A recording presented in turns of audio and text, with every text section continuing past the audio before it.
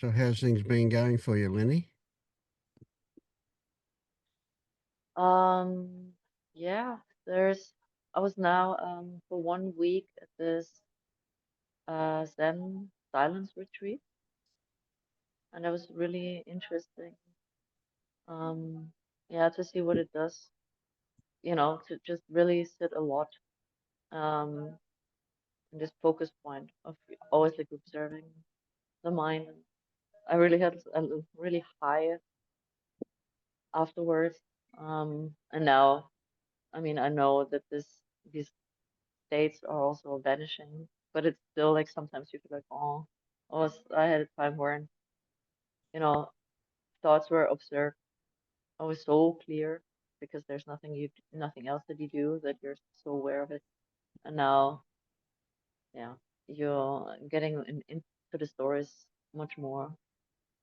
But then also, I feel like with this entire work, um, yeah, so many things are like it's happening so much more often. So like I feel like I cannot now be amongst people with not constantly, I don't know, somehow seeing, still where emotions or sensations kind of tie you to stories. And I really always like try to now immediately see it, cut through it, and just feel the feelings immediately that come up.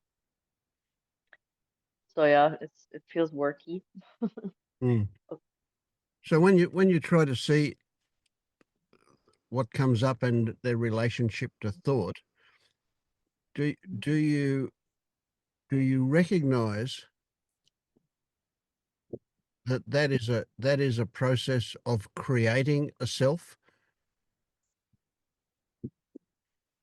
You mean when it's done, or do you mean when, when you see this mechanism, you mean? Because like, Yeah. yeah, that's kind of what I always do. Like, let's say like a preference or something comes up, Yes. then I don't know, there's something like in my head that says like, preference. Okay, feel it. Feel what it does. And Mm. then and not more. I try not to make it a thing. I just try to be done with the feeling. And then very often, like a thought also comes like, see, this preference makes a person. This makes a Lenny. So you can, in a way, then always get behind it. I don't know. Does that answer your question? So Mm. that and you actually feel like you're observing the creating of the persona by you see like, Well, it's not the feeling that you're creating. You well now when we look back at it, so there's this. We're getting into a fairly subtle area here, right? So it's different now when you look back at it, but when it's actually happening, yeah, exactly. No, you're no, not. when it's actually happening, I feel like, I see something is created here, right this very moment. The, And what is your yeah. reaction to that? What is your relationship with that, seeing that something is happening? It kind of just brings me into this um ah moment. It's like, Yes, good. look, right Yeah, there. yeah. But what I can also say about this, because like I really feel very often that yeah, that is when I yeah see through a little bit the self, and this is kind of really cool. But I'm sometimes also then, let's say, stuck in this place because like it happens now constantly with that, and I really don't judge it anymore because I know you always say like, don't. Mm, yeah, don't like push things away because in a sense I know everything that comes is just as it is, and that's fine, and that's how it was programmed. And now just by the seeing of it you do unprogram it somehow. But what I don't know, wanted to talk about a little is that I don't know, and that is not always, but I feel now I'm sometimes in this place where I am very often just seeing or just sensing something. But and I know it's not Lenny anymore because that is somehow it feels like you see through all the stories and this entire construct. But there is sometimes it just feels like, but there is more than nothing, because there is a seeing and a knowing or experiencing of things, but it's still like so bound to a body that also looks around and does things. And sometimes it's just, I don't want to create a new, let's say, Yeah. fake spiritual persona by saying like, okay, I'm not this linear thought stream, but still I am something more than nothing. And what Okay. is this? Yeah. So how do you know it's bound to that body? Yeah, exactly. And you guys all say it's not, but I just say like it somehow feels like that because Yep. it's a seeing combined with a bodily sensation, and also then like very small agendas. Like let's say I feel it when I'm under the shower and I'm looking, so like who is looking, and you don't feel like a thought construct or anything, but there's more than nothing, because there's a body that looks around in this shower cabin, and then there's like very subtle feelings too of I'm there, and I'm there in this field where, and it, it still feels so bodily somehow. Yeah. So that's Um, the trap, isn't it? That's the suck in. It feels yeah. like is what it is. It feels like. That doesn't mean it is. Hmm. So you get a touch on the back of your neck and you think, oh, it must be a mosquito, but it could be anything, couldn't it? But Hmm. you presume it's a mosquito, just as you're presuming that what you feel is a Lenny. Hmm. Exactly. And So but what the if one the thing is only just, oh, sorry, sorry. what if the only thing of value there for you is that something is happening? Hmm. And can you acknowledge that you don't actually know what it is? You just know something. Hmm. And you can create a story about who or what it seems like or what it is, that there is a shower surround, but there isn't a shower surround. That's a logical conclusion. What there is colors and shapes. And there's not even colors and shapes. There's just your experiencing of colors and shapes. So you jump somewhere when you say, oh, it's a shower, or when you say, this is Lenny, there's a body. It's a jump.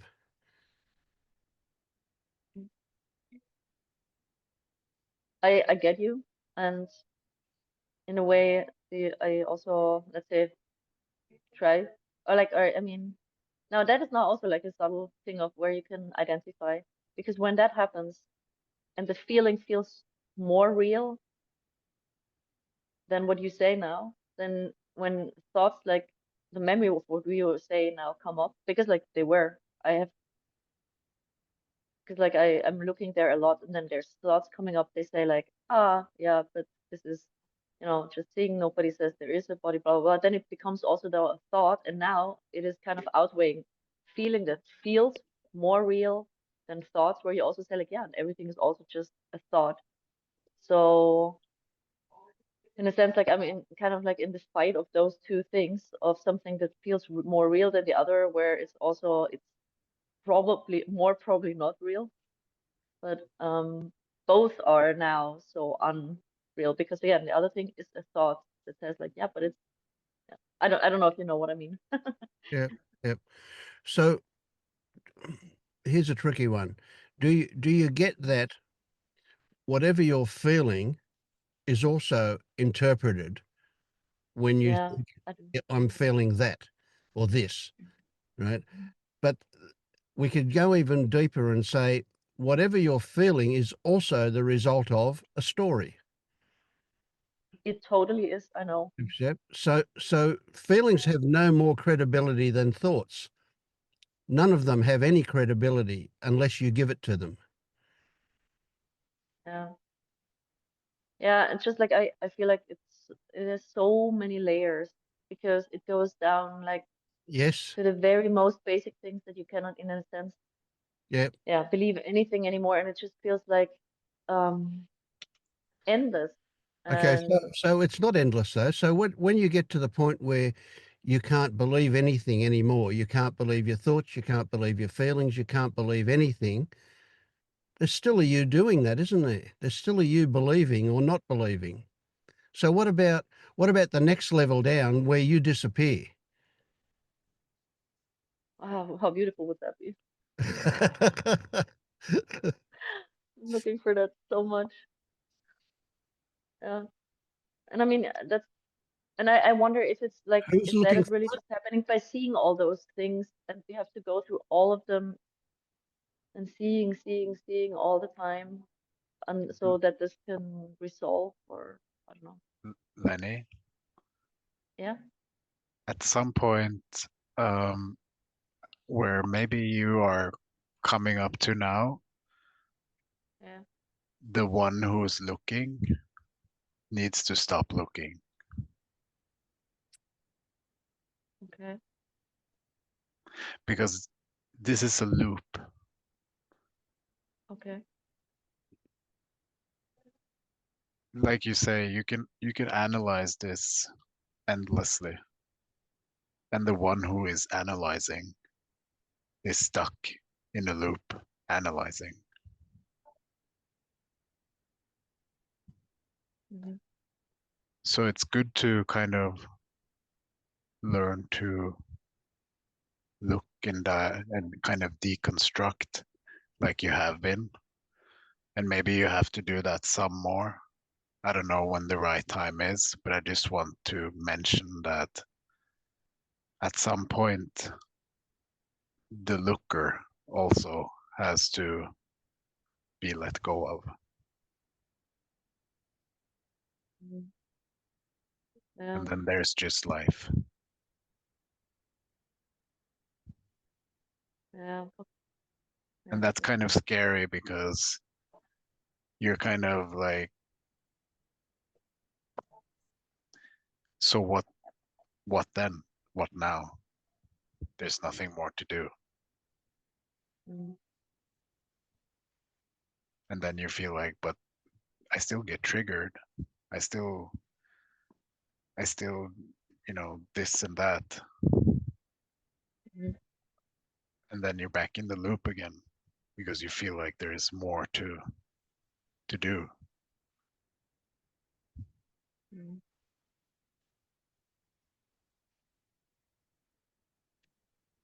Yeah, it makes sense. It's just right now I still feel very often still so, let's say the attention is still so grabbed by some stories that I don't know. I mean, and this is now something that you're probably right. It's just something with intuition. Right now, it just feels like I'm not there Mm. yet. But I don't know if that is also something that, my mind tries now to do, like hold on to something. So this But was I feel just again like me there are throwing some. out some seeds. So you will, No, you are right, and you're right. You're right, and honestly, it's hurt. It's really hurt that this is also at some point something that needs to be done. So let's play with this fantasy of you getting so quiet and so still that you disappear. And then all that's left is life. The breeze that touches the face of the body you used to call Lenny. Mhm. It's just life moving. And what if getting triggered? What if thoughts that turn up from that place are exactly the same as life, as same as the breeze touching your face? What happens to Mhm. Lenny is life. Lenny is life. You are life. Mhm. But you're not identified as life. You are also the watcher, the seer, the experiencer of that. but you're no different to the tree or the dog.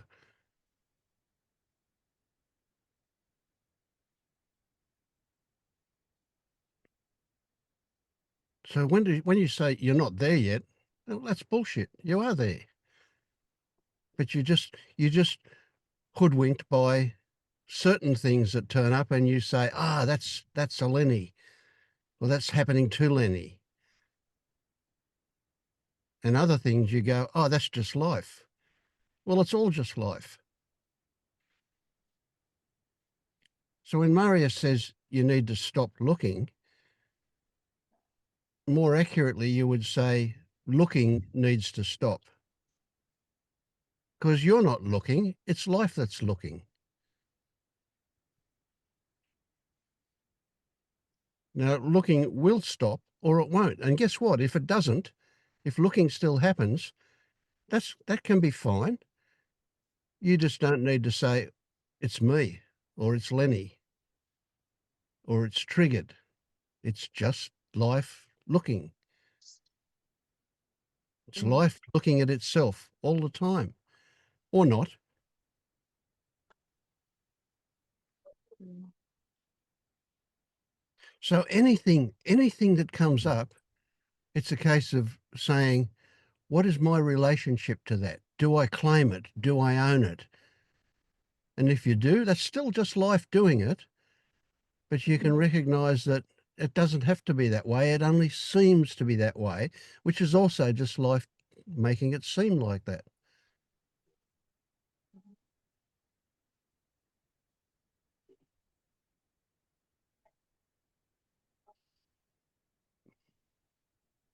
yeah, it takes a lot of pressure off it too. Thank you. Yeah.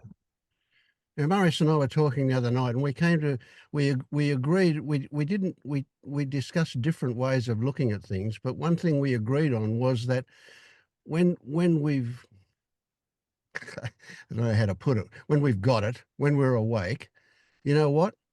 We're just happy with whatever turns up. It can be shit, it can be good, it doesn't matter what it is. It's okay. Not even right to say we're happy with it. It just is. Mhm.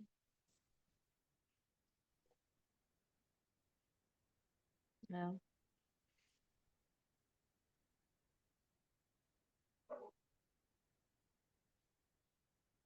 yeah.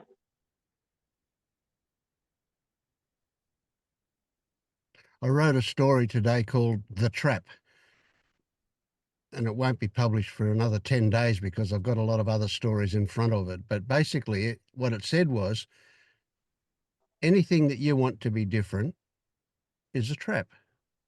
And how do you get out of the trap? You can't, because as soon as you want to get out of it, that's the trap. You are the trap. So the only thing you can do is nothing. And you can't do that. That'll happen. And when it happens, you're not in the trap. But that's the only time you're not in the trap. No matter what you want, what you think you can do or not do is all the trap. You can only be so quiet and so still that you disappear. That's the only way you can not be in the trap.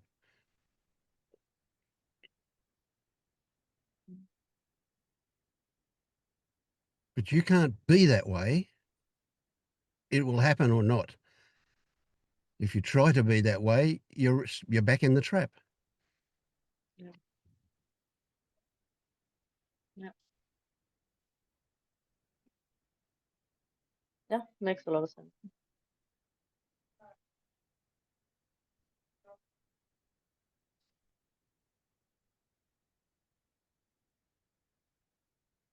So if looking happens, a question that might be valuable that comes up is it just happening or am I doing it?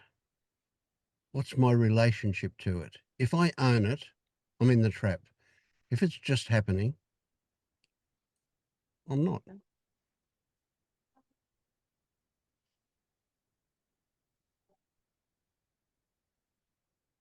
And I just want to point out that that also would be part of the trap.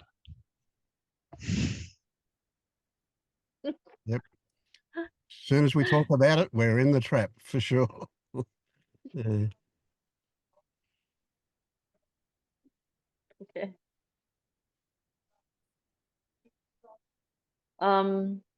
Okay. I get it all, and I think I'll see that too. Just want to point out that this is sometimes still a very uncomfortable place, and it feels sometimes a little bit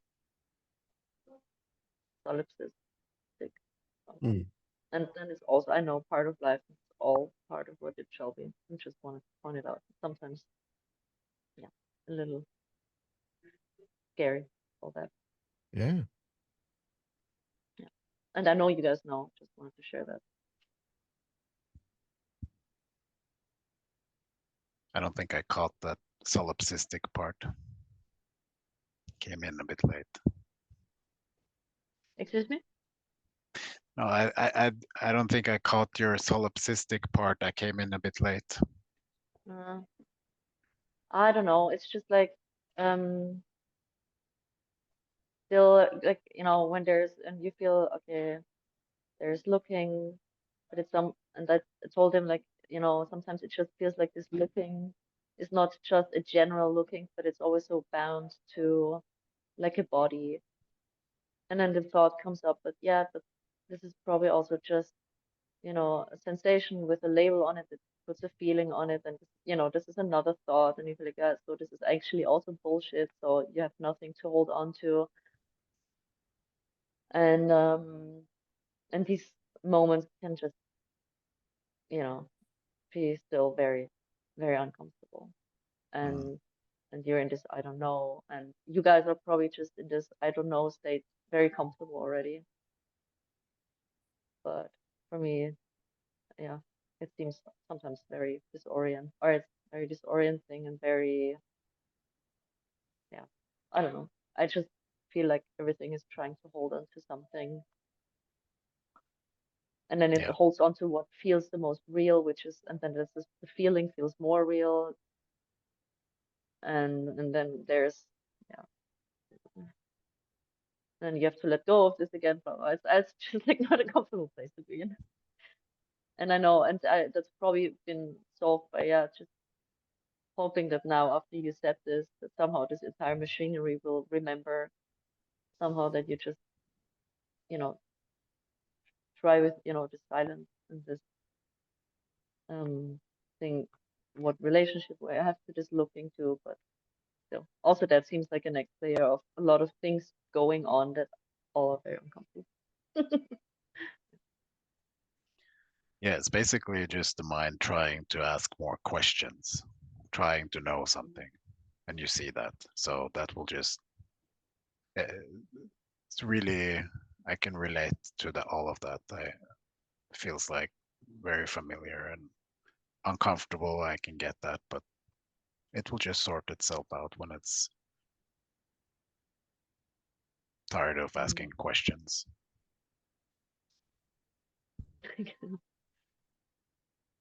Yeah. And I mean, in a sense, I can't do anything wrong, right? So, Exactly. because I'm You're not not doing doing anything. anything. Yeah. Yeah. Okay.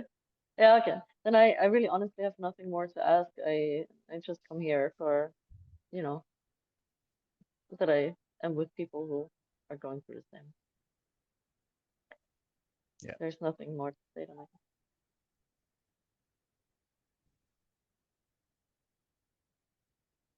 You bring up stuff that's relevant for everybody, though. Yeah, no, that's true, and that's also always a good reason to come. Right now, I don't have anything more to share against the present.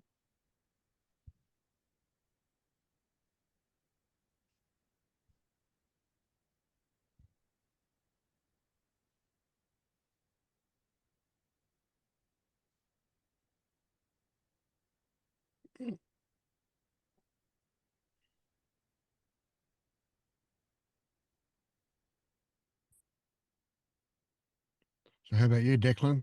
Why the grumpy look?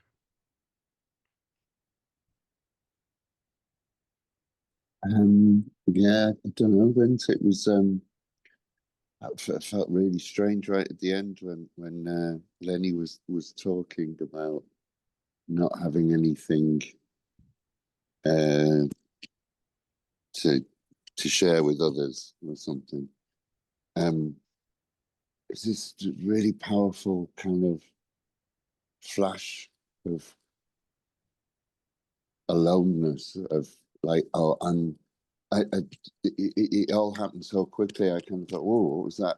It was like, I'm the one who hasn't seen through the self, and everyone else is, and I shouldn't be here. And then this fucking sadness just keeps coming all the time. Or this sensation or something. And yeah, it just kind of, woof, what was that? Took me away for a second. Don't know how else to describe it.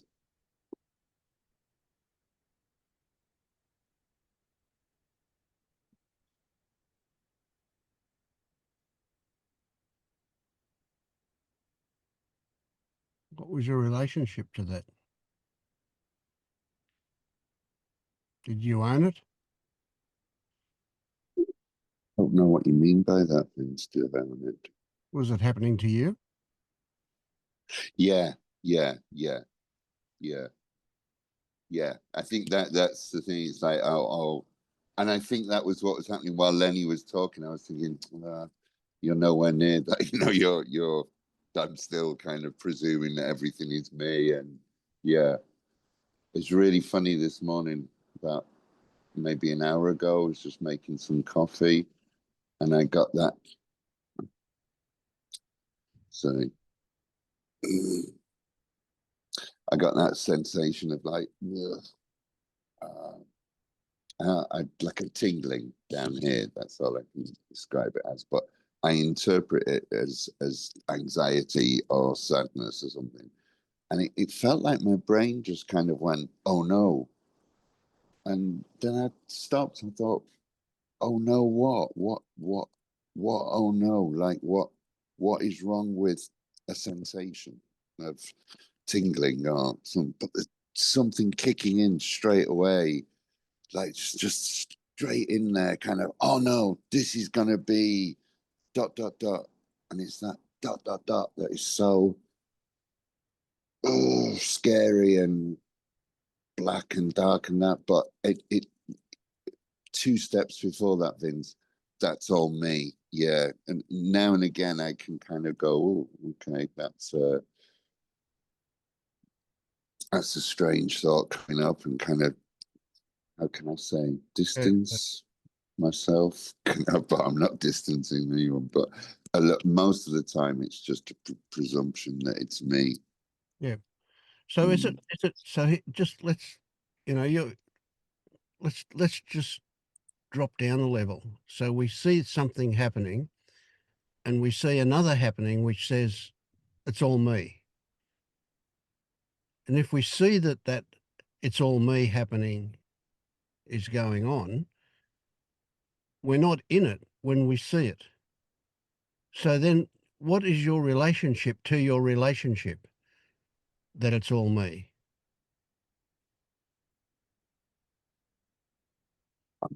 Sorry, Vince, I just don't follow.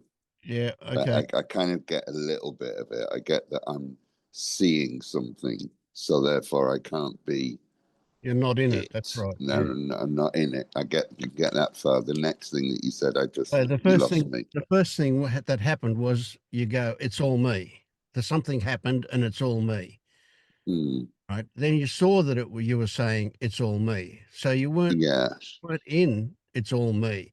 So if I yeah. ask you what's the relationship that's going on when you are in all me, it's that you own it. It's happening to you and it's all Declan, right? So it's in you. But when you're seeing that happening, you're seeing a happening. You're outside of that happening to see it. And outside of that happening, there is a relationship also. Right? Now, who it probably wasn't defined, but who was doing that second seeing? Who was seeing that seeing is happening? You can only presume. Can it be possible that that seeing just happened and it wasn't owned by anybody? Well, I mean, it could be, but I mean, I'm just presuming that that's Yeah. another me or a layer of me that's kind of, you Oh, know, okay. So you've got a yeah. me underneath me underneath me. You've got a few layers of me, have you? Well, I've got no proof of either way. I could say, yeah, they could be just happening. Well, Yeah. if you've got no proof of that, you've also got no proof that me exists at any level, have you? No, not at all. No. It just feels like or I just presume. That's what I'm You saying. just Like it's interpret just the feeling. automatic. Yeah. Yeah, Mm. yeah. But for some reason, you seem to be, you hang on to that. I'm not going to let go of that and be nobody. I'm going to stay being Declan, even if I have to be Declan watching Declan watching Declan. Mhm. Yeah. Isn't it time to drop that? Yeah, I'd really like to, Vince. Yeah. Yeah. Yeah. Mm. Yeah. Yeah. You Yeah. lie though. You tell me you'd really like to, but you still hang on to it. So you wouldn't really like to. You'd really Yeah, rather but hang I'm on to it. fucking trying, Vince. I'm really like Hey, I there you put quite. go. Yeah, I know. And then you say stop trying and do that, but I mean, well, what the fuck then? What Yeah, do you yeah. do? Exactly. You Exactly. just Where are like you? You're stuck in a corner right now. You can't move, can you? yes, no, That's perfect. That's perfect. So great, stop trying to move. brilliant. Stop trying to move. What happens when you give up? What, sadness comes in?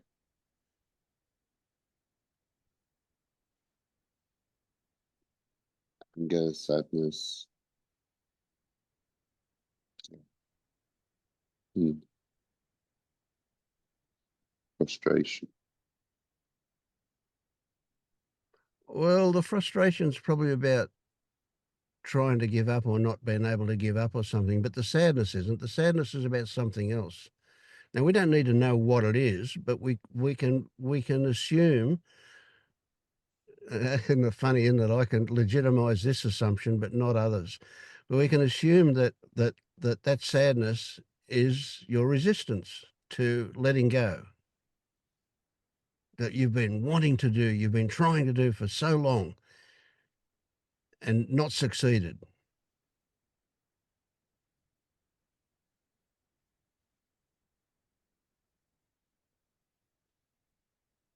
Mm, mm, So let's say whatever turns up for you, wanting, wishing, hoping, shoulds and shouldn'ts, every bit of that is all going to point to what's underneath this sadness. mm.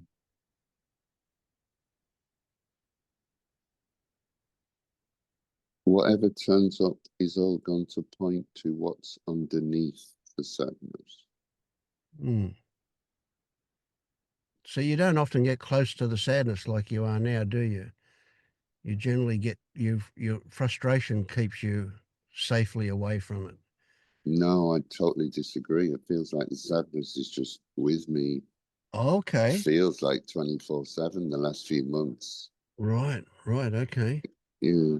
It felt like when I put the nicotine down that there was a strip of kind of a protective layer that came off, and it's been pretty kind of dark and raw since then. Uh, that's how it feels.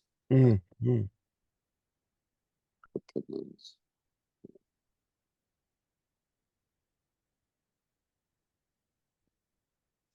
Is it true that since then you've also tried to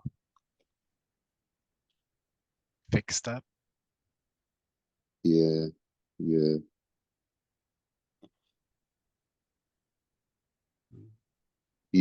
Yeah, definitely, Marius. I think I've been it there's a layer there, or there's something there, like that. You know, sadness is bad. Like, don't feel it. Like, fix it, fix it, fix it, fix it. There's definitely, or understand it, or put it in a framework, or something that will. Yeah. Just, yeah. I'm just kind of Of tired course. of crying. Tired. Yeah. And of course, that is going to feel frustrating and perhaps sad, because you believe that you need to fix it, but there is no fix. So you feel trapped, and you feel like this seeing through self will fix it. There's a hope there. Yeah. So you Yeah. keep Yeah. you keep trying to move towards that. And that is the self. Mm. That movement. The self is basically a movement of the mind, trying to get somewhere else than what is here, by asking questions, by doing this, by doing that.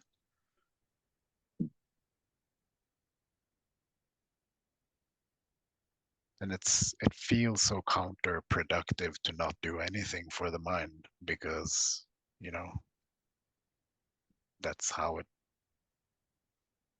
can fix this, it believes.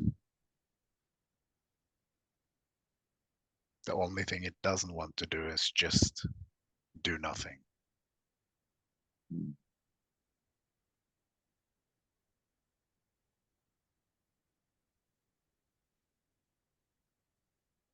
And it's so sneaky, because it's like, oh yeah, but if it's just probably just one more thing I need to see, then everything is going to be perfect. But that's, like I said to Lenny, that's a loop. You will just go around and around and around and around forever.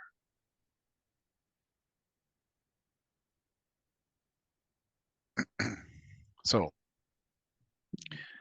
you have seen through the self, I believe. But you Yeah, I haven't think you're right, dropped the Marius. I've self. seen, yeah, it's like something, yeah.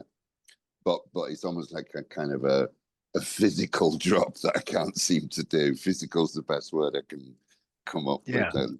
Something more tangible that I can't kind of just, yeah. Because it still keeps moving.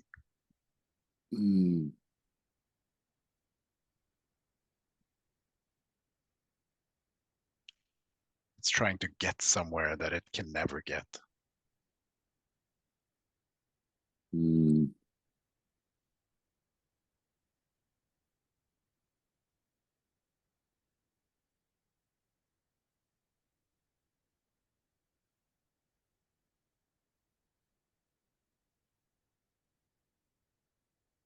I guess I think, Marius, that when, sometimes I do nothing, I kind of go into a loop, then like a thought loop of like, I feel crap, or what if, and it just goes off into some, like I'm just in a story without even knowing I'm in a story. Sometimes it's just there. Yeah. I guess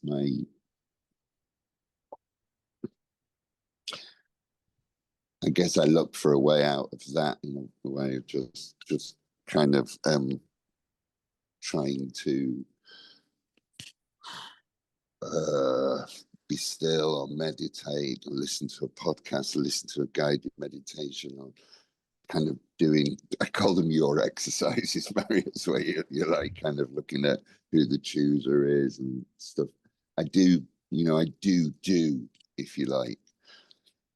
But it feels like almost like I have to, like I can't just sit in this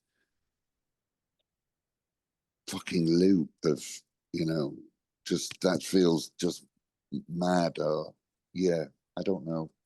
Sorry, this is probably frustration, but it's like literally not knowing what to do. So what can happen is you can understand that you can see that this is going on. You can see that even the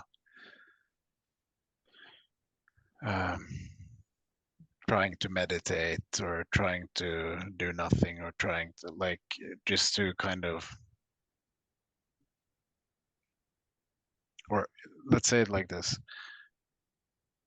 you can notice stories coming up, and what you can do is drop the stories. You can recognize them as they happen, and you can stop feeding them with attention.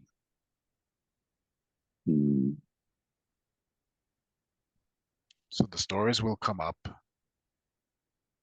You can recognize them. Okay, this is the movement of the mind. I don't need to engage. And then that will probably happen a lot in the start. So you'll need to drop a lot.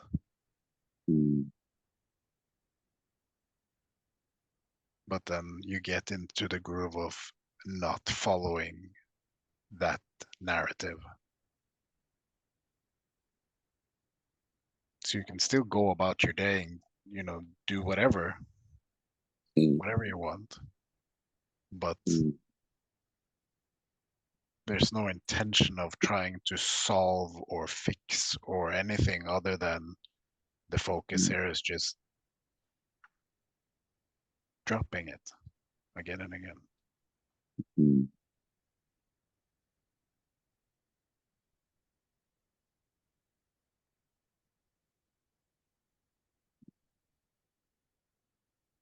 And be especially mindful of like, okay, but how long I'm gonna do this? This doesn't seem to work, and then you're back in it again.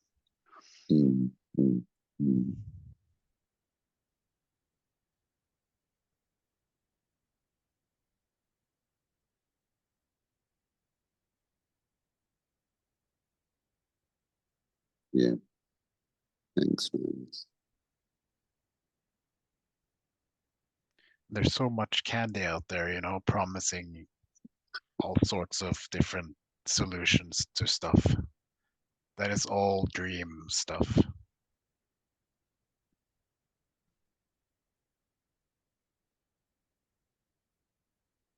Just stop. Yeah. It's you just reminding me of something though too. It does feel like the last few months, it does feel like I've been suffering. I'll put it that way. I'm just gonna say it, put it out there.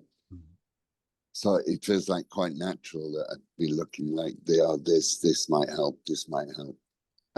Yeah. You know, different stuff. Then trying to kind of have a bit of compassion for that side of me as well, that feels like it's suffering, you know, as well. And just okay, yeah, that's Who is having compassion for who? I don't know. Or is it really just justification? Yeah, no, oh God, oh geez, I don't know, Marius. Yeah, who's having compassion for who? Yeah, when you say it, I can kind of click and just think, oh, there's that fictitious. I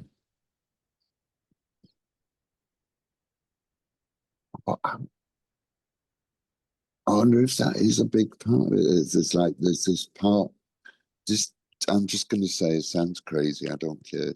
That there's this kind of big brother or figure that I think is looking after me, that is looking out for, and that I think if I drop the self, I'm dropping that safety net that's there. I think there's something in that, it feels like, but I don't can't articulate it very well. not at all. Well, that is a protective mechanism. Yeah, yeah.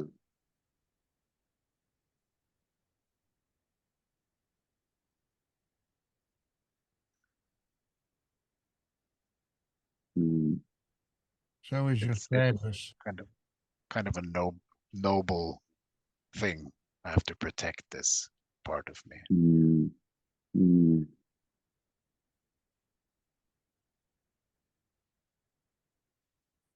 mm, Perhaps it comes from, you know, parts psychology where you kind of have this inner child or something along those lines. mm, yeah. But that is all mind stuff. Yeah, Dream. no, and it's really, really lovely, Marius, when you said that, like, just who is looking after who, kind of like, who are these people? You know, just to even see that is like, even if it feels too scary to let them go, it's just kind of okay, all right, yeah, that's interesting.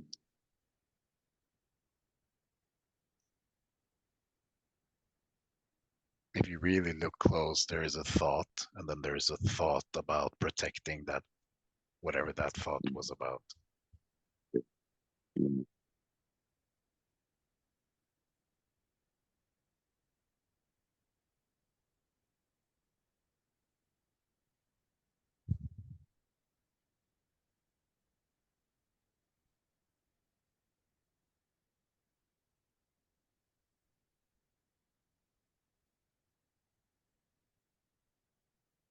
A lot of this stuff is just pure habit, and it just, you know, the reason I'm guessing that what I just said that landed for you felt like it landed for you is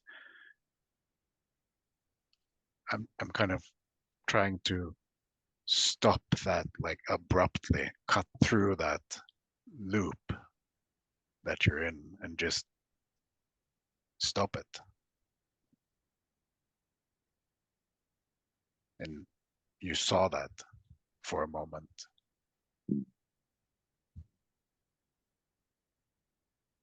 So that's why I suggest maybe just look at the stories, look at the thoughts. They come. You don't need to engage.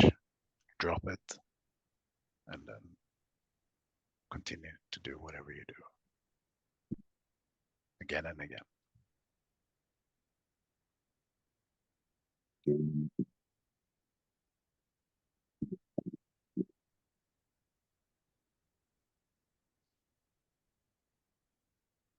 That's what happened here. So that's why I'm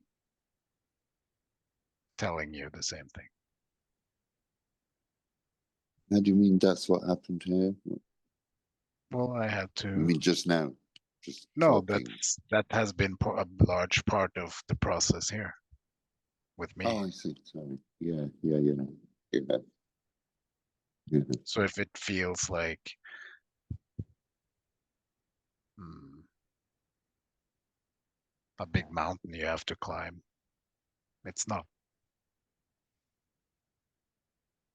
It's just Thank one you. thought at a Thank you. one thought at a time.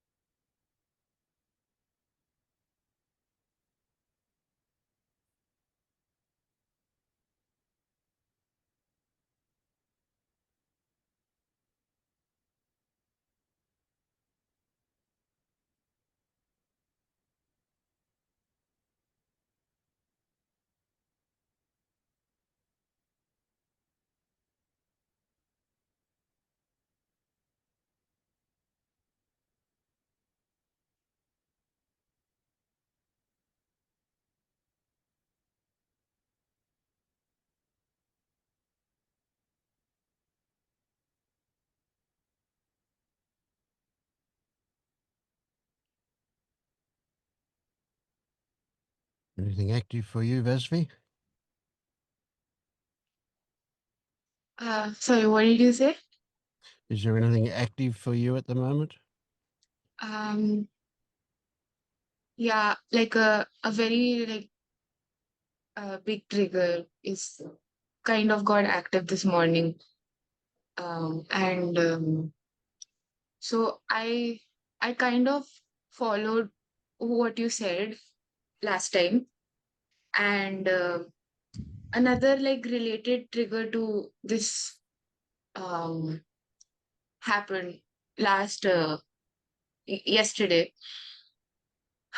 And you said not to let it dissolve completely, but let it reveal itself. And something did come up, like it was, I got what you meant. Like the exact sensation kind of revealed its root, like where it started. And it kind of just became like, oh, okay. I mean, it didn't like, it wasn't this big relief. It was just it was like oh, okay. I mean, Yep. I Yep. don't know. It was like I thought it would be like a relief, but it was just like, yep, okay, you know. I mean, it was a relief because it was, but not for the me that I thought would feel relieved. It wasn't. It wasn't like a subject object relief feeling. Um, yeah. So I'm letting the same thing kind of like staying with the sensations again with this one. So what if we said it's an example of the fact that you don't need to reveal everything? That when you got to it, what you saw was that it was irrelevant, really. Yeah. I mean, yeah. Mm. Mm. If before that, we think that, okay, we're a container with a whole lot of past trauma inside us and we need to bring every one of them out and clean them out. But we don't, do we? Mm. We just have to stop relating to them as though they are real. Yeah. See, any past trauma that's there are exceptions, but any past trauma that's there isn't there until it gets triggered. And when it gets triggered, it's not past, it's present. It's in the now. Mm.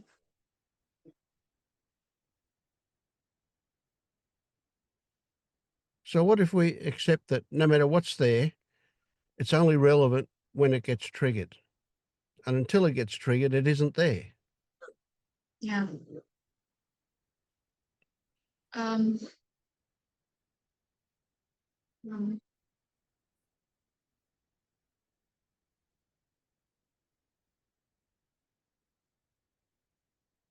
It kind of, what you're saying kind of feels like more of the, like you're pointing more to removing the label. Like what you're actually talking about is removing the label. Because if you remove the label, then you cannot control when you feel triggered, when you do something about it. Like you can't control the timeline of it. It's just about the sensation. And a lot of the label is about not feeling into the sensations. Like that became very a little bit more clear for me. Yeah. I couldn't reach sensations, and it's taking time. It's like stepping slowly and slowly into it. Um, yeah, Yeah. So the only value in getting there is to realize that you don't have to get there. yeah, like yeah. Mhm.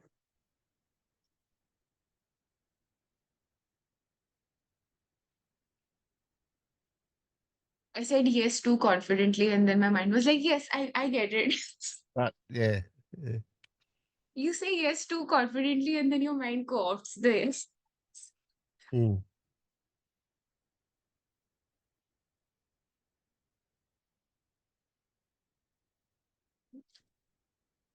So where do you want to get to? Even the getting to is a sensation. Like the wanting to get to, uh,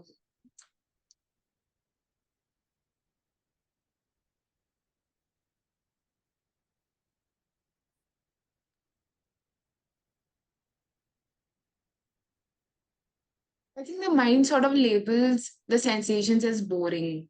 Like it doesn't, it's very cunning. It doesn't say, I don't want to feel this. It says it's too boring. Let's do Mm. something about it.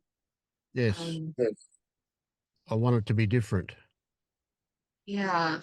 And it says boring. Like, yeah, I just don't want it. It's no big deal. I could want it. I'm not scared. I choose not to feel it. Mm. So boring is a way of the brain telling you that it's not satisfied. I'm not satisfied. That's what boring is. I want something different. Mm. I want more stimulation, Mm. which is all a way of saying, I don't want to be where I am. I don't want to experience this.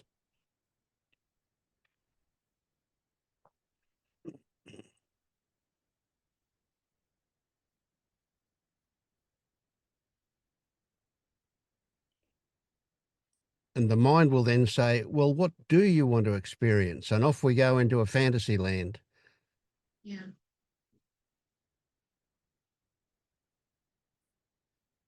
Yeah, So, I don't want to do that anymore because I know how that feels, the disconnection. yeah. So that's not very tempting anymore. To the mind it is, So but when the mind says, I don't want to experience this,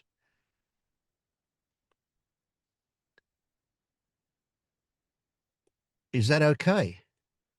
Can you stay with that and it be okay to not want to feel this, to want something different? yeah, um, yeah. And as soon as you can do that for a moment, you can start to realize what is your relationship to that.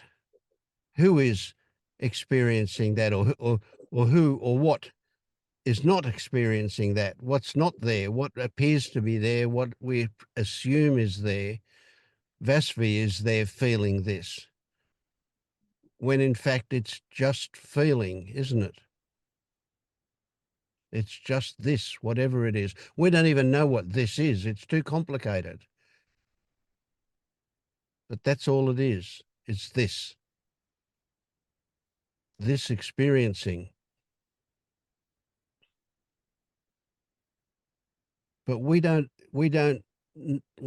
get to experience what this experiencing is when the first thing that happens is that we say we don't want this, it's boring, we want something else. Well, we're not experiencing this, are we? We're immediately into trying to experience something that we want, some fantasy. So it takes us away from what is actually happening. We much prefer to live in fantasy land than in the real place. This. Mm. But we don't know what this is. It's too complicated to know. So can we be happy with that? If not happy, can we be okay with that? If not okay with that, can we be unhappy with it? Is that okay? Can we not want it? Is that okay? Because any of those things, we're still with it. We're not away from it. We're not looking to some fantasy, are we? We're in what is here now. Even though we don't know what here now is, we only have our interpretation of it, which is not accurate. It's just our interpretation.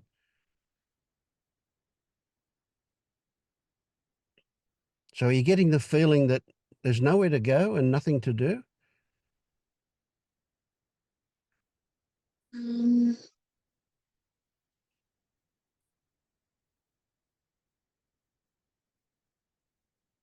Um,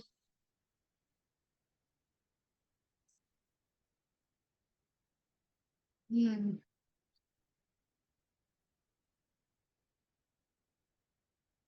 I'm only interested in what is happening for you, not what you think should be happening.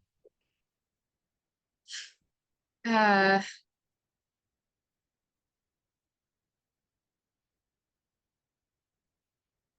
uh,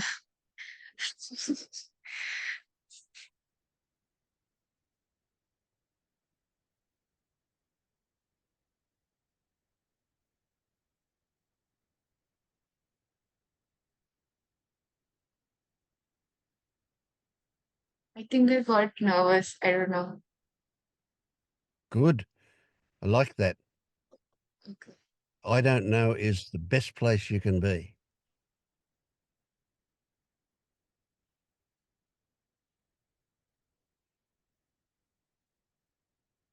I imagine, and I'm just asking you, I'm checking out with you, but I imagine that you've done a lot of research.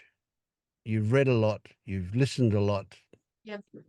and you've got Yeah. a whole lot of theory in your head about how this should be, Yeah. what I this is do. about. Yeah, yeah, yeah. I just wanted to check that. I assumed that was the case before, but then I thought maybe I'm wrong. Maybe it's not the case, but it is, eh? Yeah. So it's impossible for you if I say drop that, drop all of it, don't pay any attention to it. It's all wrong. None of it's relevant to you. Well, you Mm. can't do that, can you? Because it's there, it's in your head. Mm. But you can recognize that it's all about something. It's stories about, it's concepts about, it's ideas about. It's not anything that's actual. The only thing that is actual is your experiencing, and even that is only your interpretation of whatever's going on for you. So we can't really know what's actually happening. We only have our interpretation, which is shaped by our experience, by the perspective that we have on life, things that we've learned, including all those ideas. All those ideas, those things you've read and listened to, they did shape things for you, but they're just an interpretation. Mm. There is no truth in them anywhere. They're just words, just scratches on a page that we translate into meaning. No truth anywhere. There is just what you imagine to be happening because of the way you interpret what comes in through your senses, mixed up with what's in your brain. Just an interpretation. So there's no knowing, there's no truth.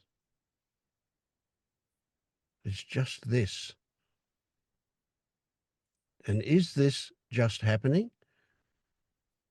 Or is it you that's making it happen? Or is it happening to you? Or is it just life? Just this, whatever this is.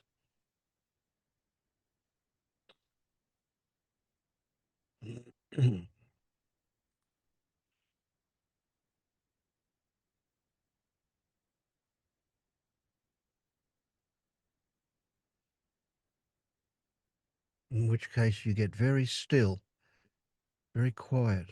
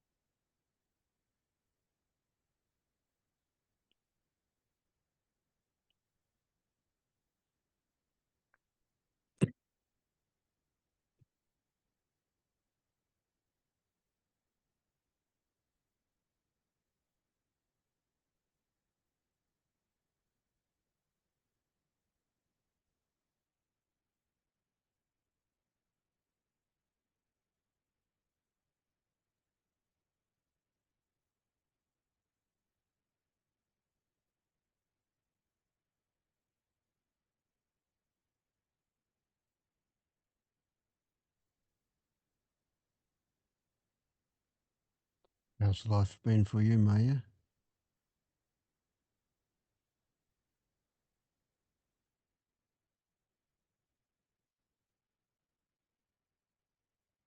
Well,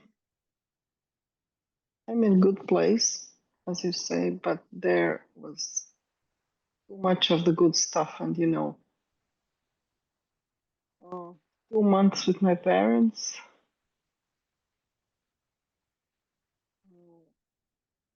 It was overwhelming. I mean, triggers all over the place. And okay, I did well. I did well in that I can imagine that a few years ago such a situation would send me out of the orbit probably. But now it was like okay, that I had in the last 4 days I had to move to a hotel. I wasn't able to stay there. I mean, something has to be done.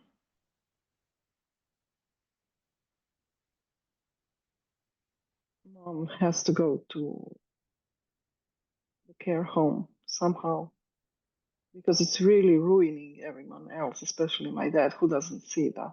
I mean, he does see, but he doesn't have strength to make the decision. Mm.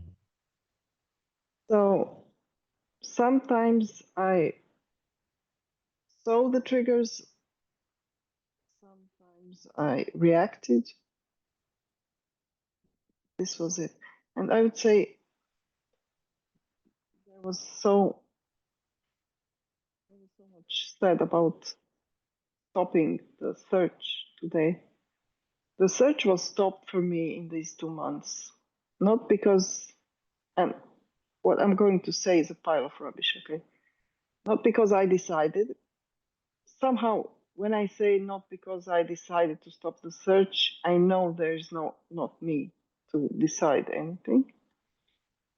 But in the same vein, it was decided for me by circumstances because it was so overwhelming that I had no time to think about awakening anything. But I did have time to know that now there's a moment I have my tools. I didn't think about I had my tools. I just applied them. So it was better. On the other hand, the search was stopped for me, so I'm here. I'm still and firmly here. And I still have no idea what it means to see through. But never mind. My position is that never mind. Somehow I'm out of it. I was um, I was sad that I wasn't able to come to meetings because there was no enough. I mean, the day is so hectic, the day is so crazy there that I wouldn't be able to sit still for a few hours and be in a meeting. There is always something to do. There's always someone who comes to ask something. So it was impossible for me. And the meetings that fall in the evening for me are too late for me.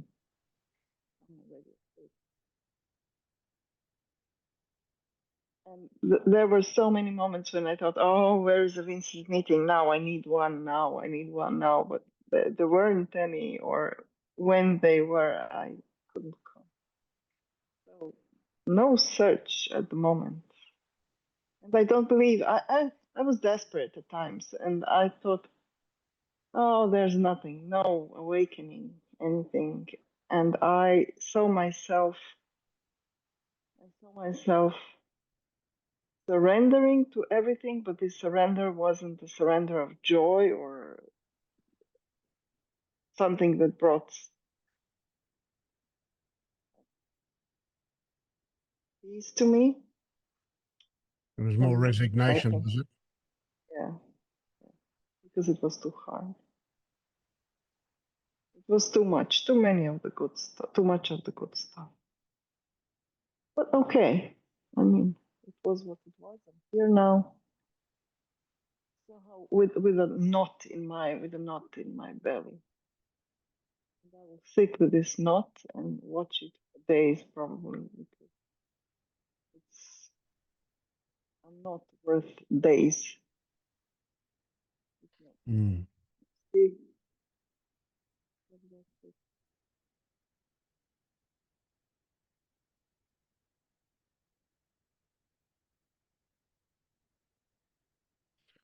So what was the difference between when you were seeking and active and able to come to meetings and when you weren't, when you were just totally absorbed in the day-to-day activity that was too hectic and too busy and too, whether it's unpleasant or pleasant, but mostly unpleasant, I guess. What was the difference between those two things for you in from the perspective of experiencing that was happening to you? What's the difference? There was only a regret that I couldn't come to the meetings because there was so much material, and I'm not sure I might have used it better if I was able to come to talk to you guys. But okay. I mean, if the time was right and right, I would have used it anyway, I think. Mm. So it wasn't, and I didn't use it now. It will come or it won't come. I mean, I I listen to myself. It really sounds like I'm okay, I'm advanced, but I'm really tired and resignated. There's a lot of suffering underneath. And then I watch this suffering because I don't know anything else to do. Or I don't watch it, just I enjoy it. I enjoy suffering sometimes. And that's why I'm suffering, because I enjoy it. If I didn't, I would drop it, I guess. Or I would fight it more, which would hurt even more. I don't know. Mm. Can you, is there part of you that can grasp that it's fine, that that suffering is just this, it's just part of life for you and it's there's no good or bad, right or wrong, it's just another happening?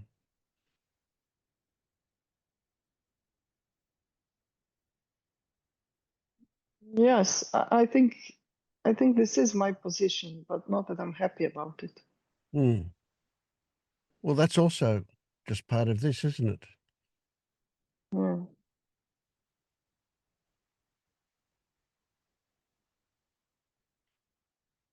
We can make a story that says it's really good that you had that experience. I did. I did this story. I had this story. As I said, I was, I was sad because there was a lot of material to work with. So, yeah, I did think that it was good. Mm.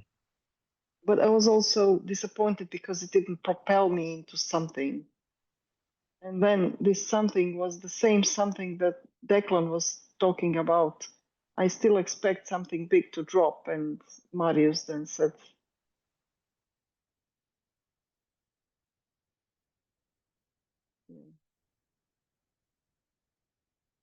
there is this frustration that things are not going forward. And frustration, I'm asking myself, I'm frustrated because something is not coming. What's this something? Then I'm too annoyed by it. And I think, who cares what something is?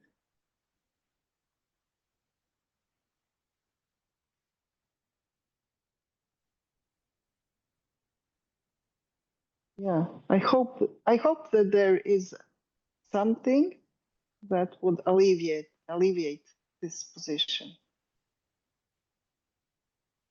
because there is suffering in everything that I make suffering of everything that happens, of these things that happen. And I wouldn't want these things to be there. Yes. Yeah, yeah, I can see it. I can see it. But it doesn't help. Yeah, I'm waiting for everybody uses the word drop. Something drops, and when you see through it, it drops. I see through everything. Nothing drops. It just stays the same. The same suffering, the same triggers. Yes, I am outside of the triggers. I see the events unfolding from the outside somehow, and I do have this possibility to react or not to. I do have a choice, which is paradoxical. We don't have choice, but I'm outside, so I do have the choice to react or not to react, and to see the trigger and to just accept the trigger and watch it. Okay, I do.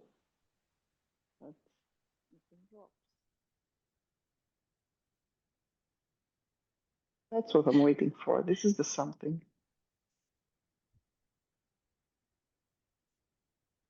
And I How can see. something drop if you are continuously watching?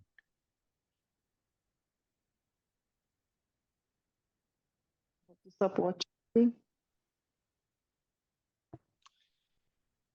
Well, I don't want to give you an answer. I'm asking you a question.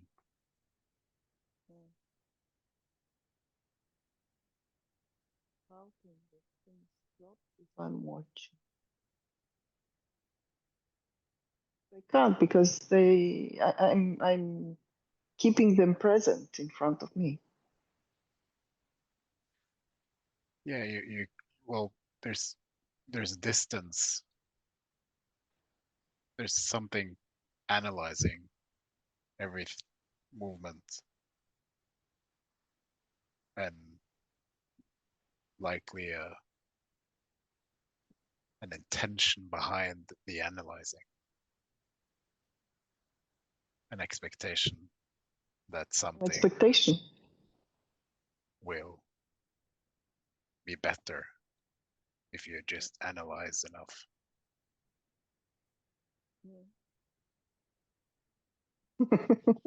I have a stupid question for you. If not analyzing, what else should I do for my expectation to be fulfilled Well, in the future again? so it's complicated because you kind of need to see for yourself why this analyzing is keeping you trapped. I can't tell you that because it's just that won't do anything. So we keep like I keep pointing out different, let's say, cracks in the dream, not to keep people finding new cracks, but to kind of eventually perhaps maybe come to their own conclusion that to see how the mind works, to see how it keeps wanting to move and what that movement is and how it filters experience. And once you kind of got that to some extent, it will kind of also come to the conclusion that at some point you also need to stop analyzing. But that won't happen until it happens. Yeah. What is coming to me now is, okay, well, it didn't happen until now, so it didn't happen. Okay. It wasn't ripe enough. I'll just keep coming and socializing with you, which is so pleasant thing to do, and it will hit me on the head or not. Just relax.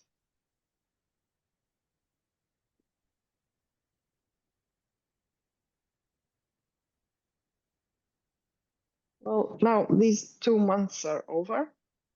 I did bring some baggage with me, so there will be things to work with even afterwards, because I mean the relationships are so difficult. But it will be much quieter. I will have much more time. The days will be way more enjoyable for me. So I can really relax now and work with what I brought with me.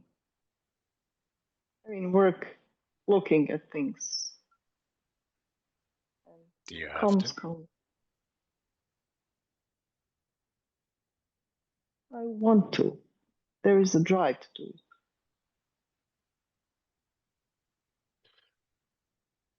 What And comes there that is no drive? sorry, What is that Okay. drive? the drive to do shadow work, for example. I'm kind What of is that? looking forward to it. What is shadow work?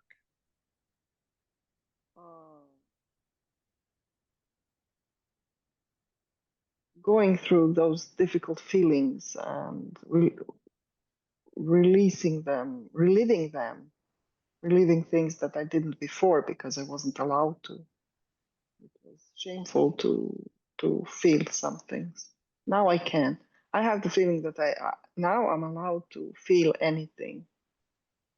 So there is some old stuff that needs to come, and I would look forward to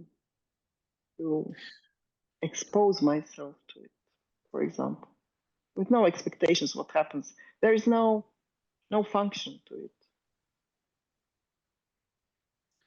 I see What no if function to it.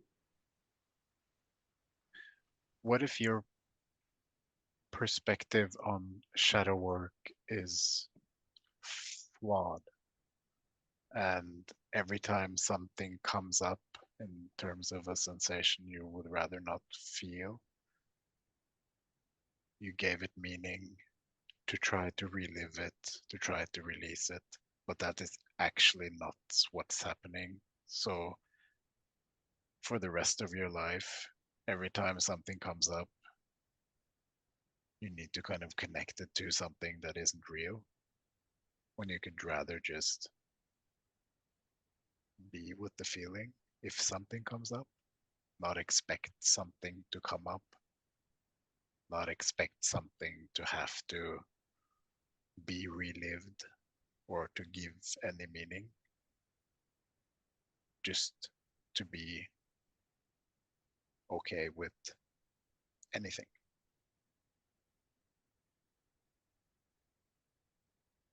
I think I partly meant what you said now. I might have expressed myself wrong. But yes, giving meanings is my hobby. Yeah, I think a lot of people, um, yeah, I've we bring a lot of stuff from the world of psychology into awakening. um, and you know, the main goal of psychology is kind of to stabilize the self. So when you're bringing those types of tools into a space where we're trying to see through and drop the self, which isn't real, doesn't exist, then we're doing two things that is kind of canceling each other out.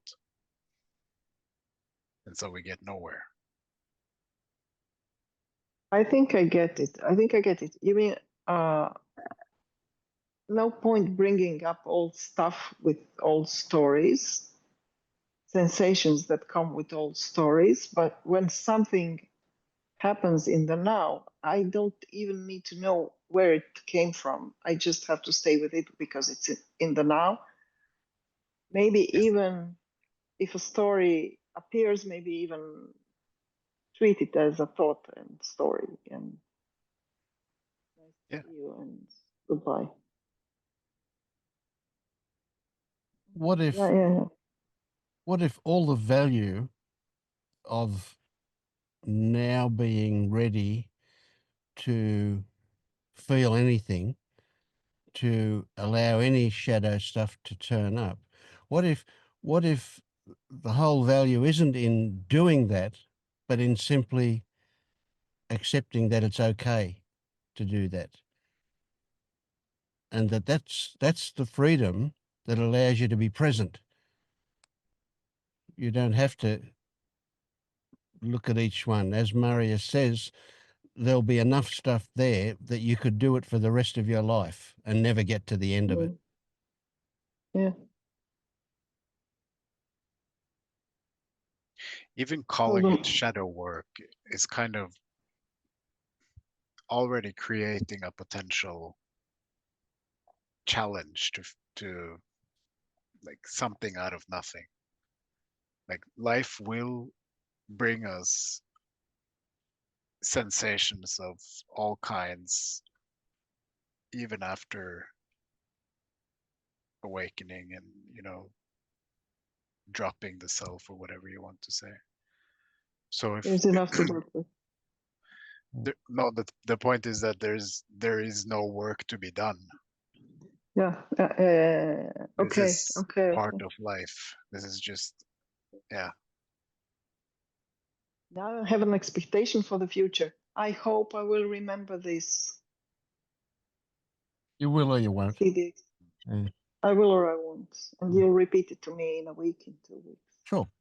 So one of the things I said to Vasvi that I think is really relevant with shadow work, and it's kind of a new way of me looking at it, is that that stuff doesn't exist until it gets triggered. Yeah.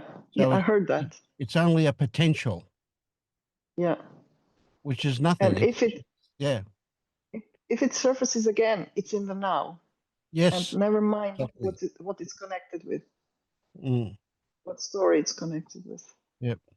So really, what Vasvi experienced was that she got down and looked at that and saw something that made the whole thing irrelevant. Hmm. It, I it might didn't. be on a cusp to understand that shadow work is just a story. Mm. I mean, Like, if I was a psychotherapist and you were paying me per session, it's great because it'll keep you coming back forever and ever. yeah. Have you read the article I wrote about the death of shadow work on Substack? No. No. Maybe you reread that. Yeah, you did it in several parts, right? The death of shadow work it's a standalone one. Okay, okay, I'll find it. I'll find it.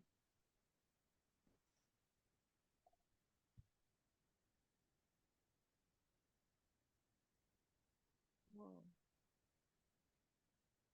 Let's see what sticks from this. Somehow it feels good. Well, it suddenly becomes a lot less to do. Yeah, I am like dismissed from a lot of work.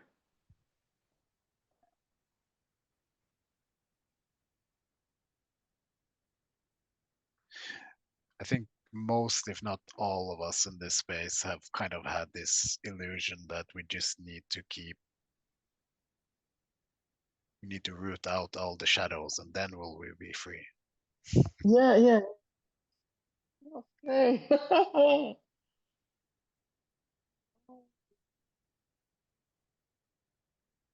It was a belief. It was a belief. Yeah. But you know, if It's a belief, but for me, it was necessary for someone to come and to tell me. Who knows if and when I would be able to get it myself. Mm. Very valuable what you told me now. So there is something involved.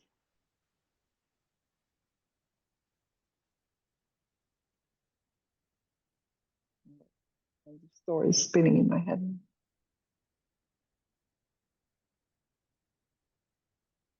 Yeah, we've all developed this view of ourself. And some of us are like we've got a wheelbarrow full of shit to work through, and others are like we've got a truckload worth of stuff to go through. But in both cases, it's simply the connection to it. Yeah. That's the thing to look at, not the stuff itself. It's irrelevant how much is there. Yeah. Yeah. Oh, I had a long train of shit loud. So it's really a relief. I don't Yeah. have to. I don't have to. Yeah. But the other side of that coin is that we need to accept that whatever comes, comes. So there's no Yeah. fixing anymore. It's just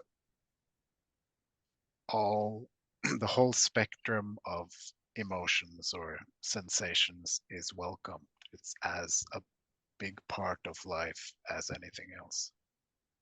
Mm.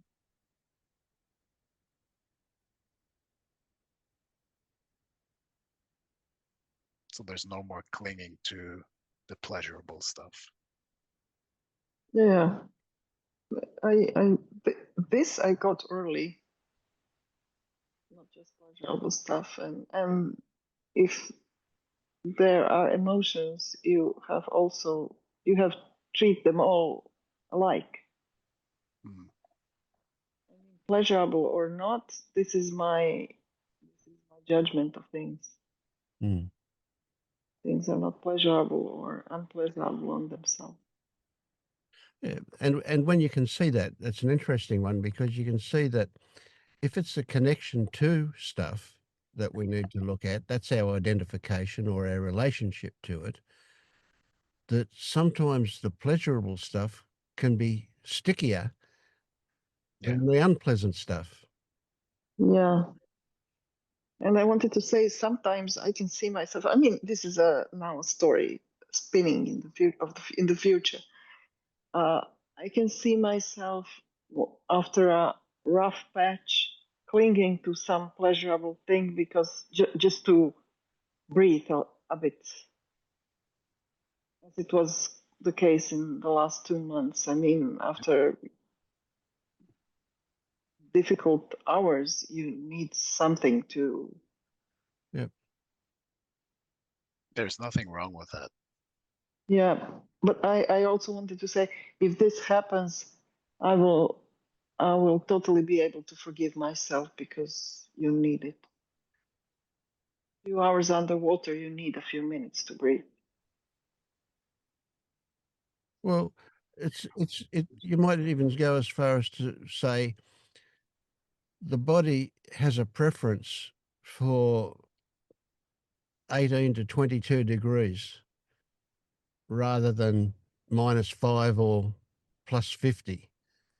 You know, they're extremes, of course, but there's a body preference, and it's just that's fine. Yeah, And if we're experiencing +40 degrees and it's unpleasant, that's just our experience. yeah, Yeah. yeah, So if the body seeks out something pleasant to recover from something unpleasant, that's just a preference. It doesn't have to be you doing it, and that shouldn't be happening. mm, It can be just happening, simple. You know, we naturally gravitate towards comfort and away yeah. from Of course, discomfort. Yeah. because otherwise it's physiologically, Yeah. it gets physiologically threatening at some point. So Yep. Yep. yeah. And so we don't have judgment about that. I mean, we might say, oh, it's good to be pleasant and not good to be unpleasant. But really, that is just the way it is. We don't control the weather. So it's like there's a thin thread of cotton that we call our identification or our relationship to whatever goes on. A really thin thread of cotton. That's all it is. If you just experience that thread of cotton, it doesn't take much tension to break it. And then there's two separate things. There's what happens and whatever the other thing would be. What would be separate? I don't know. Because what's on both ends of the cotton are the same thing. So if you break the cotton, the you are no different to whatever was on the other end. Right? It's a difficult one for humans to accept that they're no more valuable than a dog or a tree. They're just whatever exists. Yeah.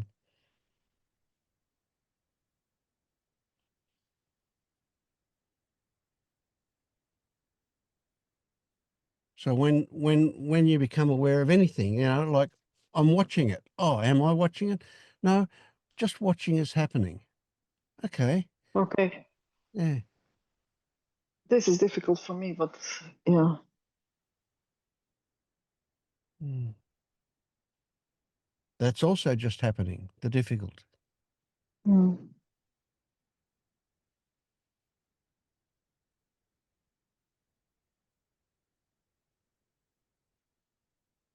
But I'm not grasping this much anymore. Just it will happen or not happen.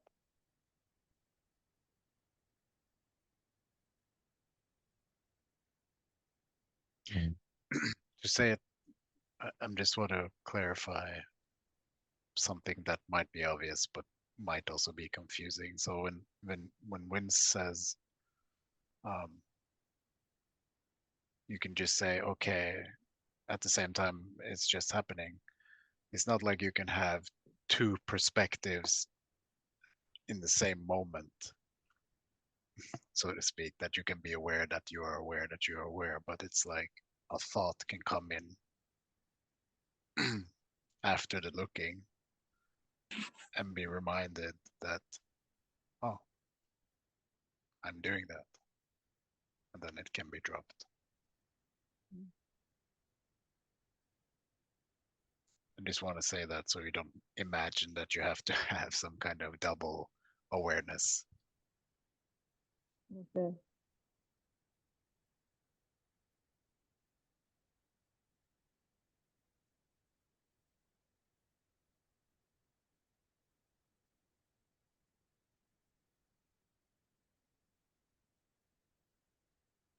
Which would be impossible.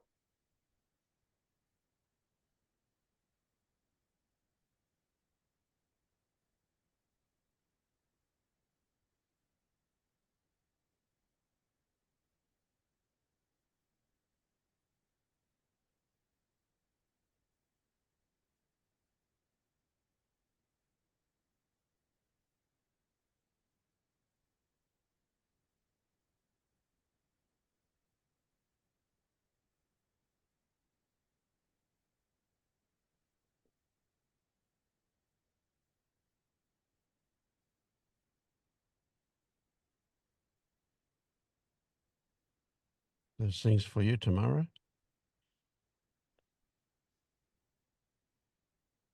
Hi. I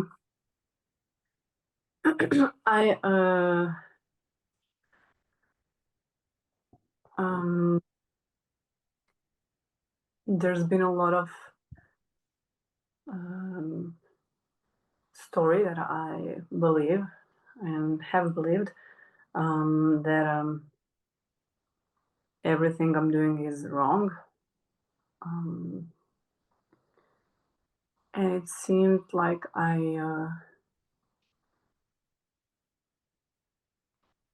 it seemed like an overlay, not even like thoughts, but more like feeling sort of overlay.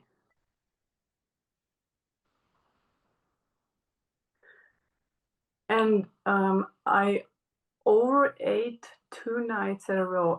I used to have eating disorder. So now this happened. I didn't throw up, so I see, especially now as you're talking, how I connected it to unprocessed emotions, and everything my achieving mind is trying to do all day is feel. And then there was like, how is it possible that there was this urge, and I still overate, even though I was with the sensation prior to it. I was with the sensations an hour ago. I was with the sensations, like everything that's happening throughout the day. Right now, I'm in my friend's apartment, not with my grandparents anymore, so I can have the space to do it all the time. Which leads me to, I have so many questions, but I would like to go now in two things, or whatever you say will be beautiful and relevant. But one is my fear of bypassing, which, as I'm saying this sentence, feels like a story. But I believe that one. I really do believe that one. And the other is with regards to what Marius was just speaking, about there being no one in the moment when things are happening, and then being thought or awareness of that, or like reflection. So I'd really like to get to those two if possible. But first, now the bypass thing. I think I'm trying perhaps too hard to feel, and then I'm like, but feeling is happening all the time. It's like seeing, it's just here all the time. But then when there's like a trigger, or it feels like there are intense sensations every day, so many times. And then what I usually do, if I have the opportunity, I sit with it. It feels easier when I'm just calm and not doing something else.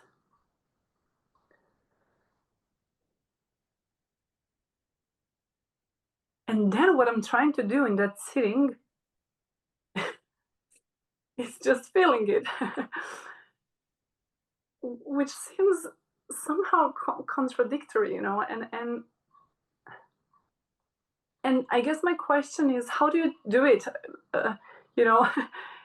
How do you just do nothing with it? Like, okay, there's no shadow, there's no, sometimes I do go into beliefs when it's sort of obvious that there's a thought or belief, but mostly I just want to feel. And then I also sometimes I don't close my eyes. Sometimes I'm just like, okay, so this is it, let's just be in it. But the thing is, I think the thing is, the contraction doesn't go away. It might change a little, sometimes not, sometimes changes more. And then I guess my conclusion is, well, I'm doing something wrong. And then, of course, there's like, well, you don't know. I cannot know. I don't know how the process goes. So it's like, who knows? Maybe just this needs to be here for weeks and weeks, and the same contraction over and over and over again. Same. I cannot know if it's the same. So I guess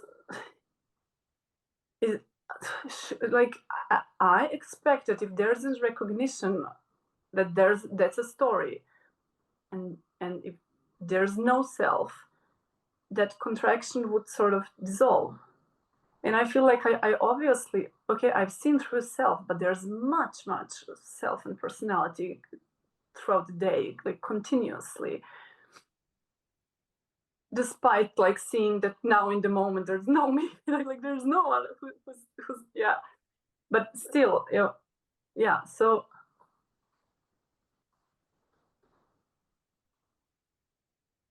wouldn't the contraction or whatever I'm sort of trying to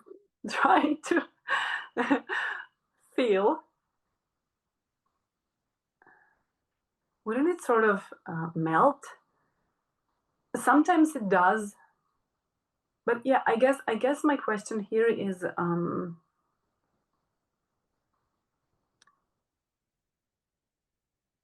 how do you do nothing? Because one more thing, please, because it feels like if I just continue, like if I just, I don't know, go on to make my lunch, I feel like I'm gonna bypass, because I'm not able as much to focus on the sensations while I'm cutting veggies. Sometimes I do, and I really, you know, focus on the veggies and the visual field or whatever comes up in the moment. But then there's also plenty of thoughts, and you know, it's just like I feel like I haven't dealt with the sensations that were prominent. And then it feels like there's a lot of doing. There's a lot of, you know, it doesn't feel tiring. I'm really in a habit of doing that. So, but it does feel contradictory to what you're saying. And it does feel like this shouldn't be that way. Like, I feel like if it's nothing, it feels like I'm still making something out of nothing. And if it's nothing, shouldn't it be like, oh yeah, this feels uncomfortable now. Well, okay, let me just, you know, continue to search jobs on LinkedIn, what I'm currently doing. But the sensation is so strong, and I it's like two things are fighting now. I'm trying to search for a job, and then like, you know, but then it feels like I'm all the time sitting with sensations. So yeah, I probably explain it well enough. Yeah, what are your thoughts?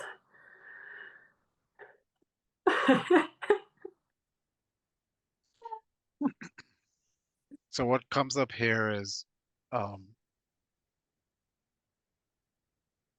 think a lot of us has this idea of being with a sensation means keeping kind of an attention on what's going on the sensation, right? And what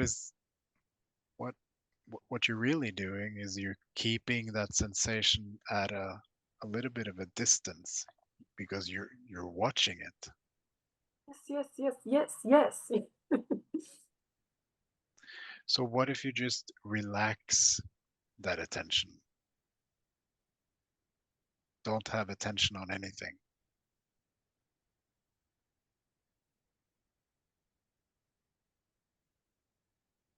So you're not doing anything with it, but you're also not trying, like, you're not watching it, but you're also not trying to get rid of it. It just gets to stay until it doesn't.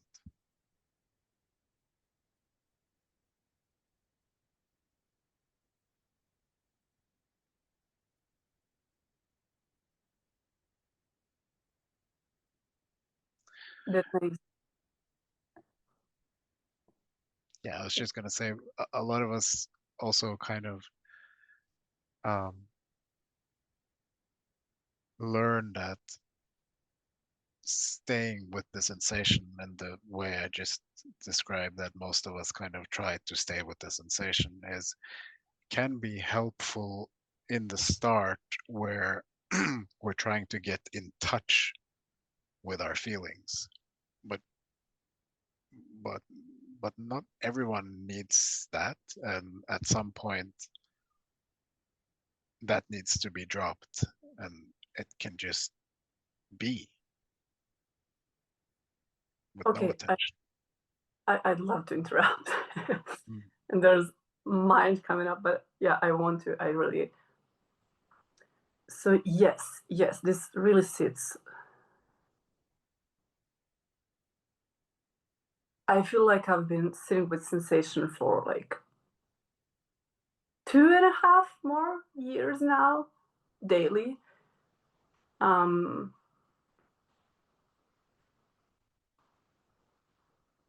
yeah, it feels like there shouldn't be so much attention there, and I realized throughout, of course, throughout the time that there has been a lot of trying to fix and everything that you said. But now it feels almost like I don't know how to just have that attention almost on nothing. So it feels like sometimes it happens, and it seems like the contraction then it does it, maybe it doesn't dissolve completely, but it sort of changes, like it softens, like something usually, as far as I can remember.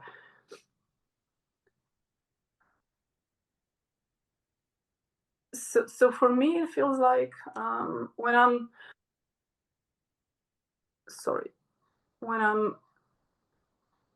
sitting at that, and that sort of, okay, let's just whatever is.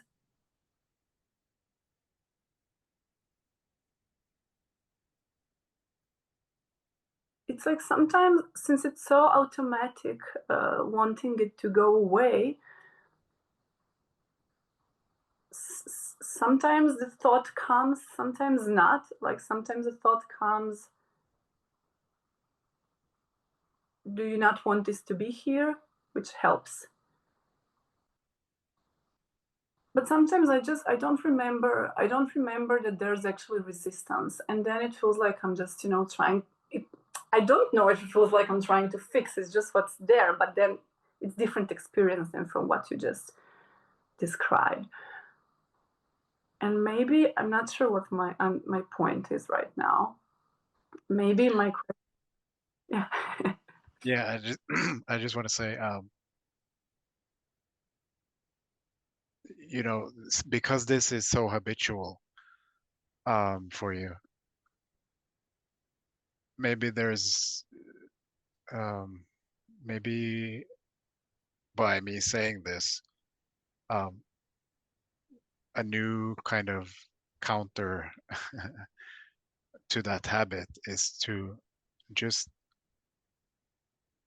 remember to let go. So the attention will habitually go there the way you've been with it for 2.5 years. But now a reminder can come, oh, I can relax that attention.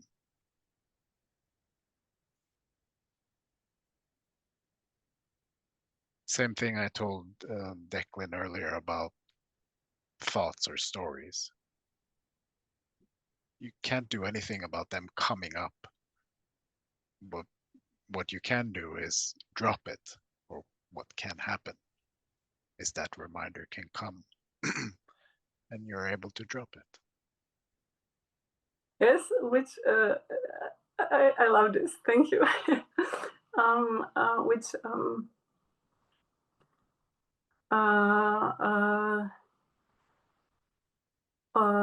yeah, reminds me of my fear of bypassing. That's I wanted to use words quite big, but I don't know if it's big.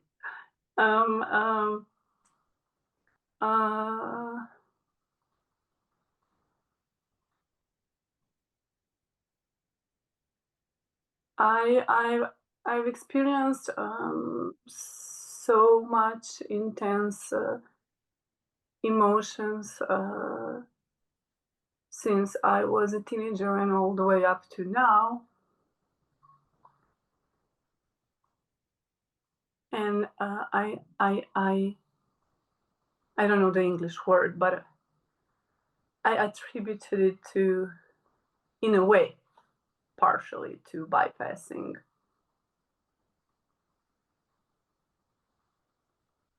because especially with my sort of, Vincent told you that, yeah, sort of spiritual beginning when I was 19, and I was into Advaita and the Muji videos, trying to sit with I am, and I even saw my mom and sometimes people as like the flashes of like it's a stranger, and but it was some it was forceful. I was actually sort of suicidal, and only after I went into therapy, it's like I actually started feeling this all was feeling like actually like I was dissociating, and and and then I'm like it's almost like there's a fear. I'm trying to articulate what the belief is. I'm not sure. It's almost like the fear is perhaps that the emotions are going to build up, and that again I'm gonna be this monster with so much helplessness and rage and wanting to hurt myself, and and it feels absolutely uncontrollable, and like I can't deal with it, and then I'm also suicidal, and I've had so many of these states, and I've had those states even like recent, but they are different. The suicidal thing is not really there much. So this is obviously then a story because I've had helplessness. I know I'm talking to myself a lot now, but I really want to. So I've had helplessness, and for me still that experience is horrible. I yeah, I don't, yeah, but it's been much shorter, and there was no hurting myself for a long time now. So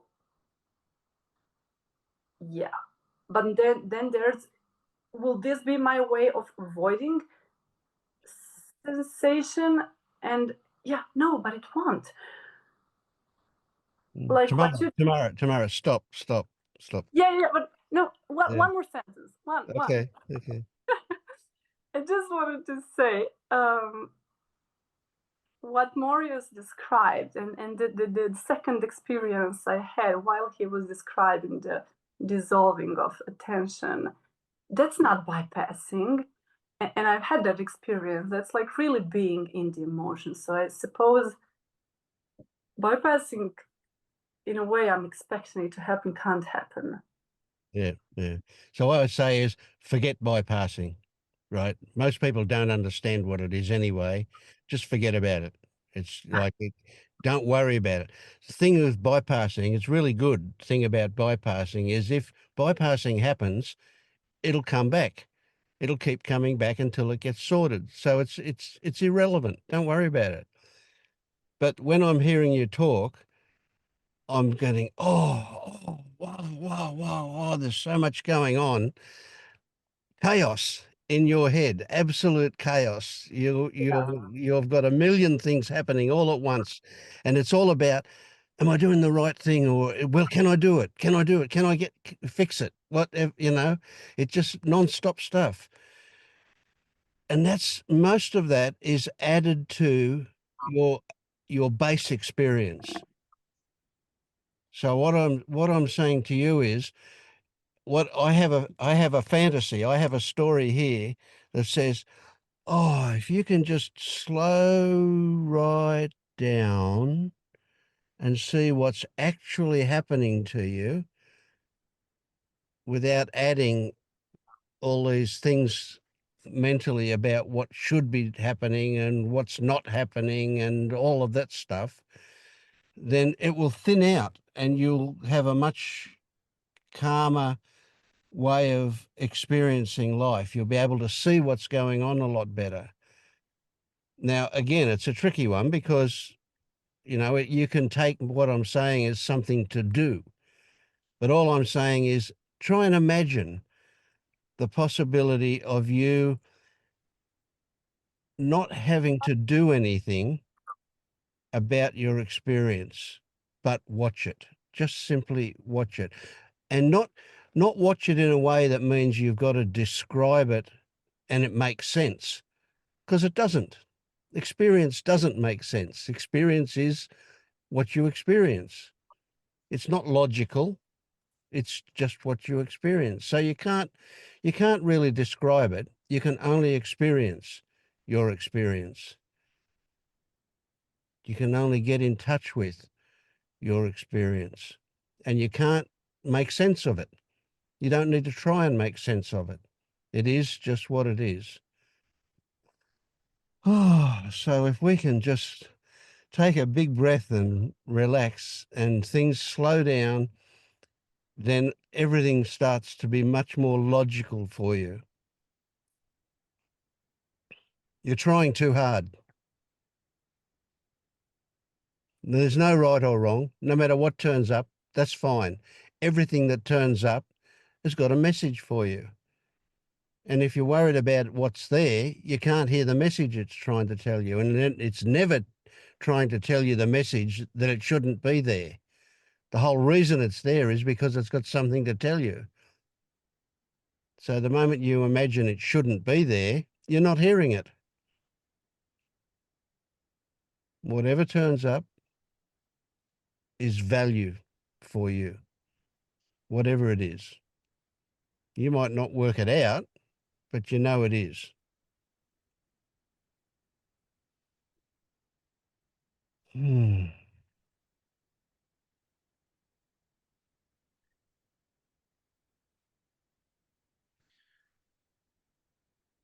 You know, every the self is rooted in fear, fear of life. And from there, we make it so complicated, or the self does, tries to control life in all sorts of kind of ways. We mustn't bypass. We mustn't eat too much. We mustn't.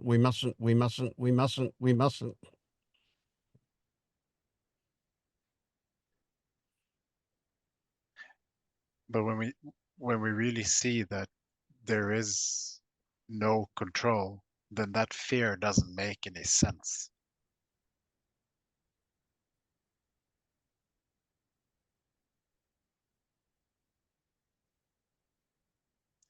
And when we see that everything that we fear,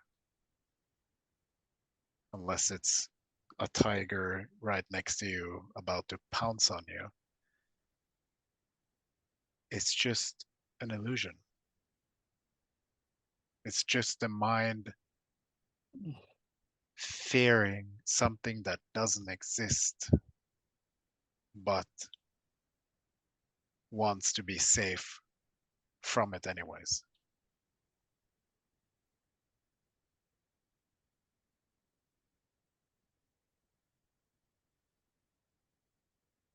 It's basically always saying no to life.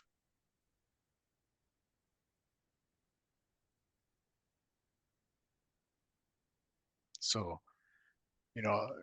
one could say this whole process is turning all of those no's into yes. Everything is yes. Or recognizing there's no tigers.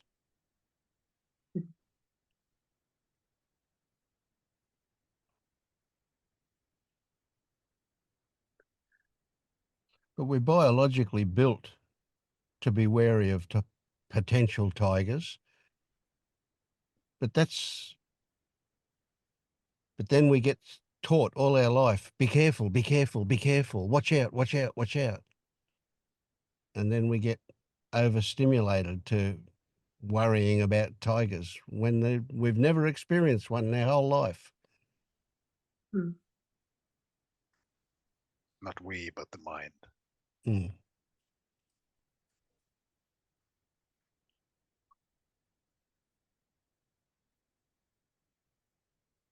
And I imagine your mind is going to hear this and go, well, now I've got to do ... this or that.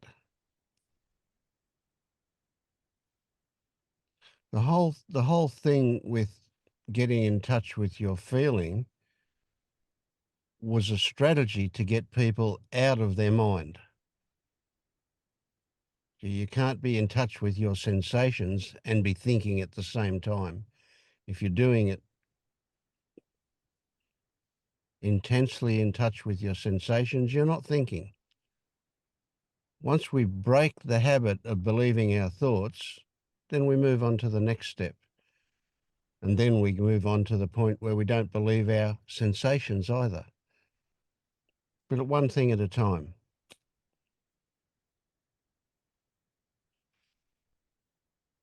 And it seems like you are still, at least up until this conversation, are still in the grip of believing a lot of your thoughts.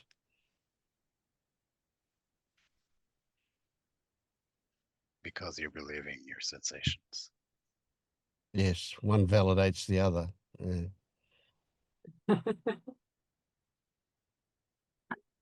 Ah,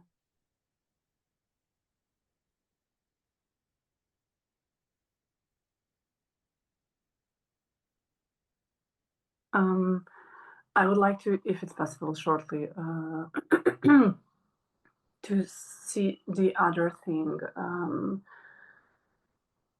Maurice, what you said, and I've sort of recently kind of been perhaps perceiving it more, that in the moment when something is sort of happening or whatever's here, that that there's actually no one witnessing that. There's only the afterthought or the after reflection, or like you said, the awareness of the awareness of the awareness. But it's almost like I'm still the same self. and it keeps popping up. But I am inclined to say now that nothing is changing. Like, so I don't know, maybe there's nothing to do with it. Maybe that is just, to continue to watch and explore whatever comes up for me.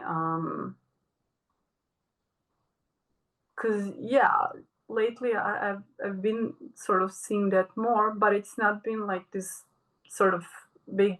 It's been like insightful, but it has not been like an insight and that something dropped.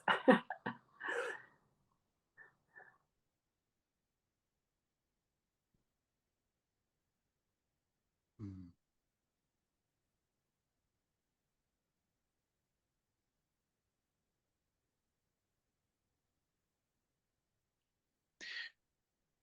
So do you see that the thoughts are, I mean, the context of the thoughts is a context of me? The narration is about someone's experience? Like it's how it's told, so to speak? Yeah. So when we believe our thoughts, which are habitually thought in through that context, then there will always seem that there is a me. Right. Yeah. Oh God.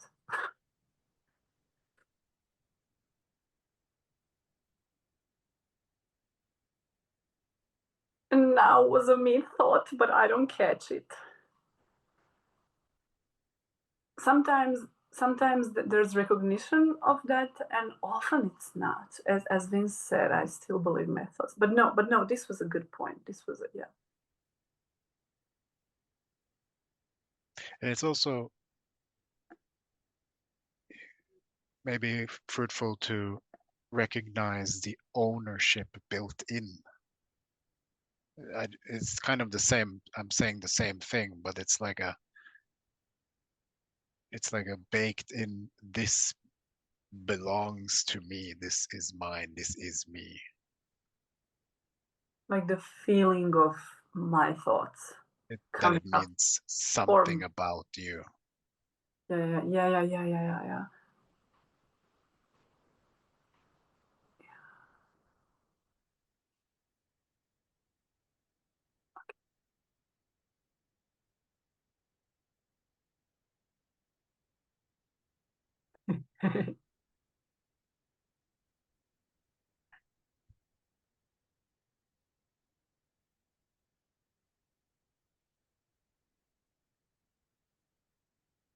Thank you, guys.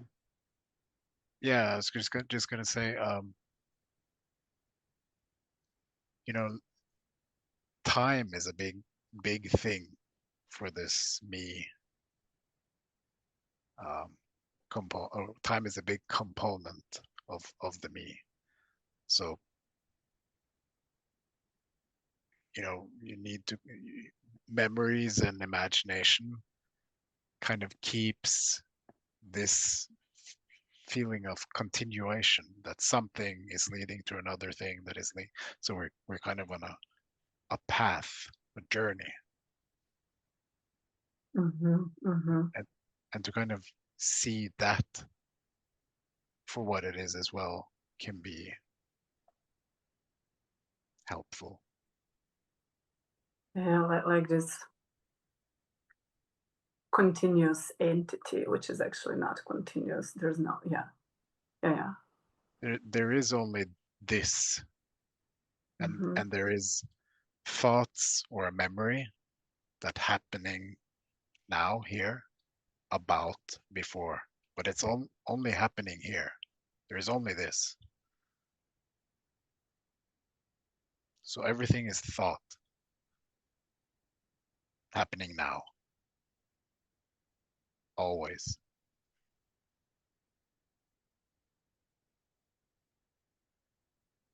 There's never been going from one place to another place.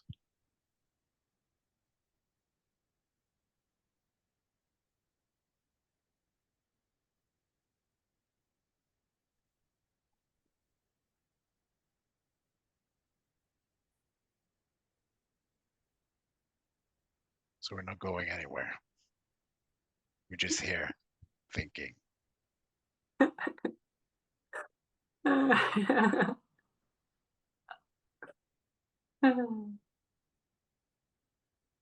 like to take that one a little further and recognize that every instant, this instant and this instant, every instant is fresh. It has no connection to the last. The last is only a memory. We imagine the last. We imagine the next. It's easy to realize that we imagine the next. Not so easy to realize that we imagine the last one. But I don't actually have a very good memory of the last instant because I'm different now to what I was then. So every instant is fresh, which is a fresh start, which is freedom. It's amazing to think of it that way. We're brought up to believe that the past determines the present and the present determines the future. And it's bullshit. Not true.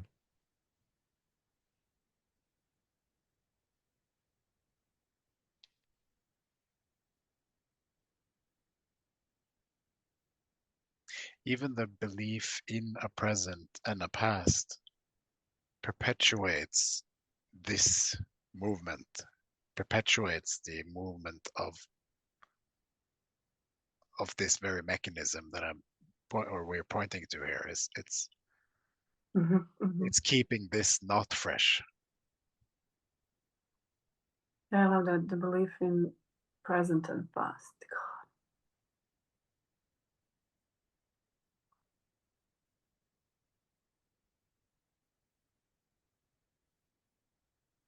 because then you keep dwelling on stuff you should have done or could have done or whatever stories that you held on to, or trying to always imagine what to do next. What is the next move? The next. Never here. And then the belief into bypassing can also come. Because if for me it involves future and the wrong and the whole, yeah, and it can't be wrong if the past and future don't exist even as concepts, even like.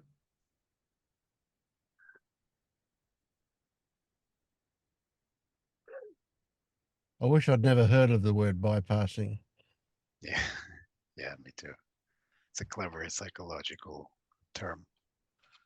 Mm. Oh God, can you write an article on that? Like, name. Never heard the word bypassing. It's seen as wrong from that perspective that says that you're loaded full of shit and we've got to clean you out. And we know that's not the case. So therefore bypassing is irrelevant. It works for the psychologist or the psychiatrist, but it doesn't work for us. Yet it exists in this industry or whatever you want to call it. But it's not relevant. It's not real. It's a story. Would you say, yeah, please go. Yeah, and it just doesn't have any relevance for you or me.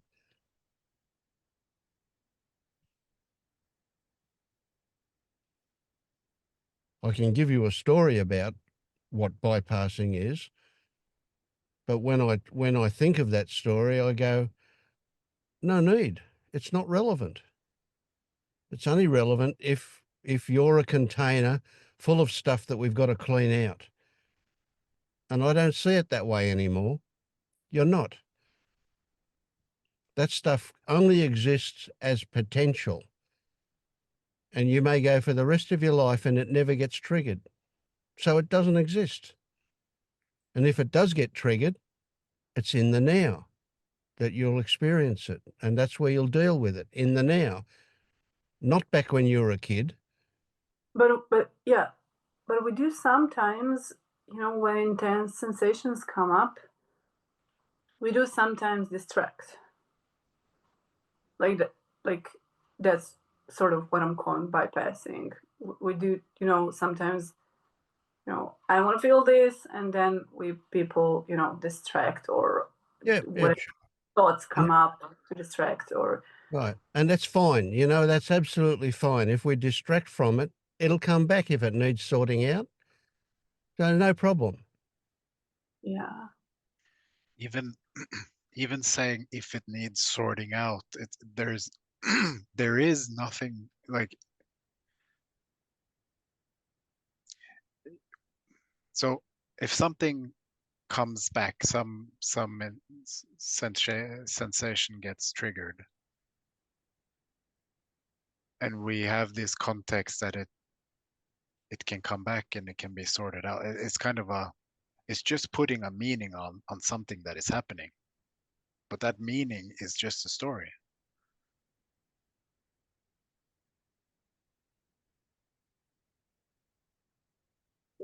I love that even there's never something to sort out, ever.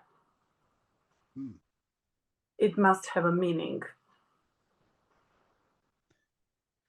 for it to be sorted out. You see that giving it a meaning gives it existence. Yeah.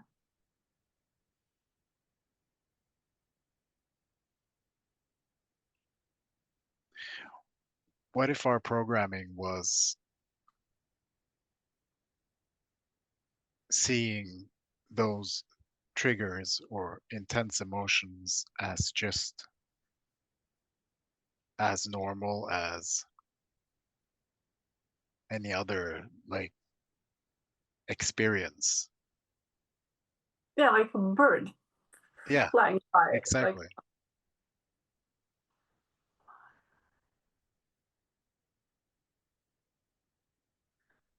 yeah. What about then the device to go deeper into the sensations? That yeah, I think that also fueled my attention on it. Yeah. So what does that really mean? Go deeper into the sensation. It means you direct your attention. Yeah. You kind of Look for meaning. yeah, you're giving it meaning, solidifying something that is just it even gets a little bit weird eventually later down the road perhaps, because it's not really now perhaps it's experienced as a part of something in the body. But when you kind of let go of the attention and the way you kind of look at it now, Mm-hmm. what can happen is that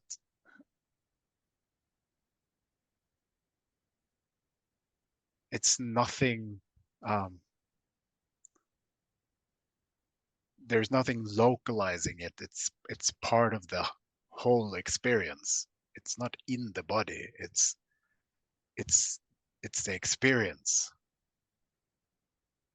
Is it like that? It's almost like it's in the space, but not in the space there, but like Yeah, it's just it's the it's real. whole yeah, it's the whole field. Yeah. Okay. I've had that experience, I think, like twice or so, but it's not really repeating itself. But I think it's Yeah, so when I was saying this, I was also kind of almost hesitant to say it because I don't want this to become an expectation or something that you need to get to. right. Yeah. Okay. So this will take care of itself, so to speak, like everything else does. But um, I'm just pointing that out because by kind of putting your attention on it and like you're almost like keeping it in place by doing Yeah. that. Yeah. It does feel like that. Yeah. Yeah. I think I was a bit also confused, but due to the conditioning I already have, because Angela uses sometimes those words like going deeper in sensation, and that not going in sensation is dissociation. And then when I do go like focus on sensations, they do sort of become softer, but it's again this thing that you said, they are kept in place, even sort of softer. So for me, definitely what you described in the very beginning, like the thing, yeah, there is this separation of the observer still of the sensations, yes, but yeah, and like the softening of the attention, yeah, that really sits, yeah, beautifully, yeah.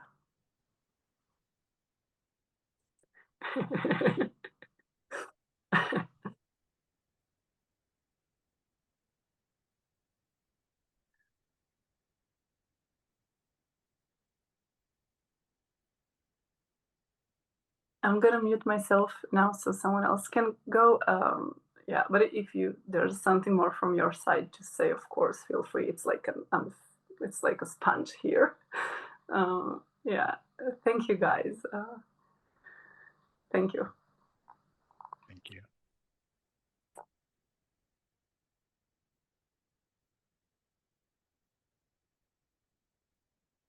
Vince, can I ask? Yes, Tony, go. Thanks. Just want to share briefly what happened after our last session and just to ask for homework and stuff, I guess. Yeah, I think there was a little bit of some kind of something. So after we spoke, I was walking along and like this kid was like staring at me and kind of forcing me to walk away from my lane. Like I was walking near a wall and he was like, no, I'm going to walk near this wall. And he was staring at me and he like got in, walked through the wall and was like giving me eye contact the whole time. Like, I'm going to walk here. And I started to get angry as I usually do when people bump into me or do kinds of things like this. And I have a whole story and stuff. And I don't know, in that moment, it kind of occurred to me like, I don't know, the separation of church and state. Like, I was like, well, who knows? Like, all I know is that I'm walking, he's walking, and his body walked closer to the wall and he gave me eye contact. That's all I know. I don't even know if he was looking at me. It just seemed that way. And I was thinking, even if he was, like, I don't know what the story was in his head. I don't know if he's seeing me. I don't know if he's thinking of me. And even if the story is the same as mine, that doesn't necessarily mean that that's what caused his body to do that. In other words, it's all just happening, right? His body's there. I have thoughts about it. I have thoughts about what his thoughts are. And even if he has those thoughts, who knows if that's what caused his body to go there or whatever it is. It's all just separate happenings at the same time, kind of thing. So that was just one So, thing that kind of occurred. so tell me if I'm right. What I'm hearing you say is that you had an experience that was different to the normal. Yeah. Right. Okay, go on. So yeah, the anger was rising up and then it was like, oh, what if this, what if that? And then like someone else almost bumped into me and I was like, what if I can change it and not be angry, but actually be like, I don't have to go into the same thought pattern of like, people suck. Why did they bump into you? Like there's 10 feet here, 20 feet of sidewalk. Why are they Yeah. bumping? So your I can get experience curious was about it. that you were outside of you were no longer being lost in your experience. You were observing your experience. Would that be accurate? That's funny because I always feel like I'm observing my experience. I'm just usually observing my anger. But now it's like a possibility of, oh, can I be curious? And see it differently. And then it's like maybe life is bringing me something to look at. Maybe there's an interesting person passing by and I don't have to respond by clenching and getting into anger. Maybe I can look at what's happening and I don't have to like think of what they're thinking of and who knows if that's even true and whatever. Of course, yesterday again, which was just almost a week later, two girls, barreled into me on the way into the elevator. And of course, I just got all angry again. But and forgot that I can be curious and maybe it's not their thoughts and stuff. So it still annoyed me, but yeah, Yeah, that's yeah. But you then in that case, it was after the event when you realized what happened, when you objectified it. It wasn't in the middle of it like it was with the boy on the wall. right. Hmm. I just got angry and moved on and now I'm like, I went back into old patterns again, like I wasn't Yeah. So tell me, would you say that both cases, the boy and the girls in the lift, that both of those cases were something about the way you imagine that they see you?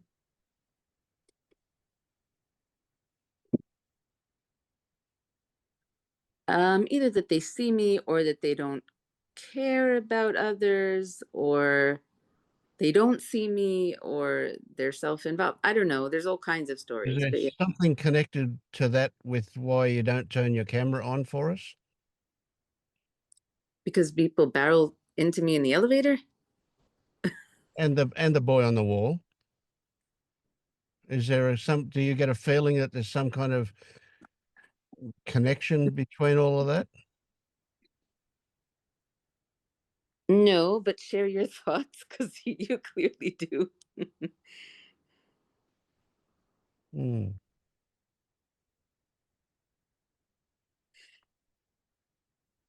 So what do you think happened for you that you had a different experience with the boy on the wall, and then you had the experience of recognizing that you didn't have that experience with the girls in the elevator? What's changed for you that you had those two experiences? I guess my story is that, I mean, the way I would say it is that it was right after our meeting, the first thing. And so it was fresh in my mind about like that thought, what you and Marius had said about, thoughts not necessarily being true and not necessarily being what causes us to Right. do Okay. something. Yep. Yeah. That's a big one, isn't it? Right. That you no longer automatically responded to a belief in thoughts. Yeah.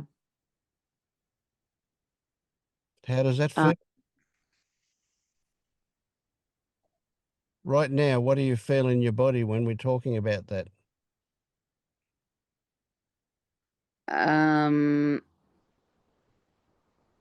Right now there's a lot of discomfort in my body and there's thoughts of despair, like, oh God, I'm never going to get this.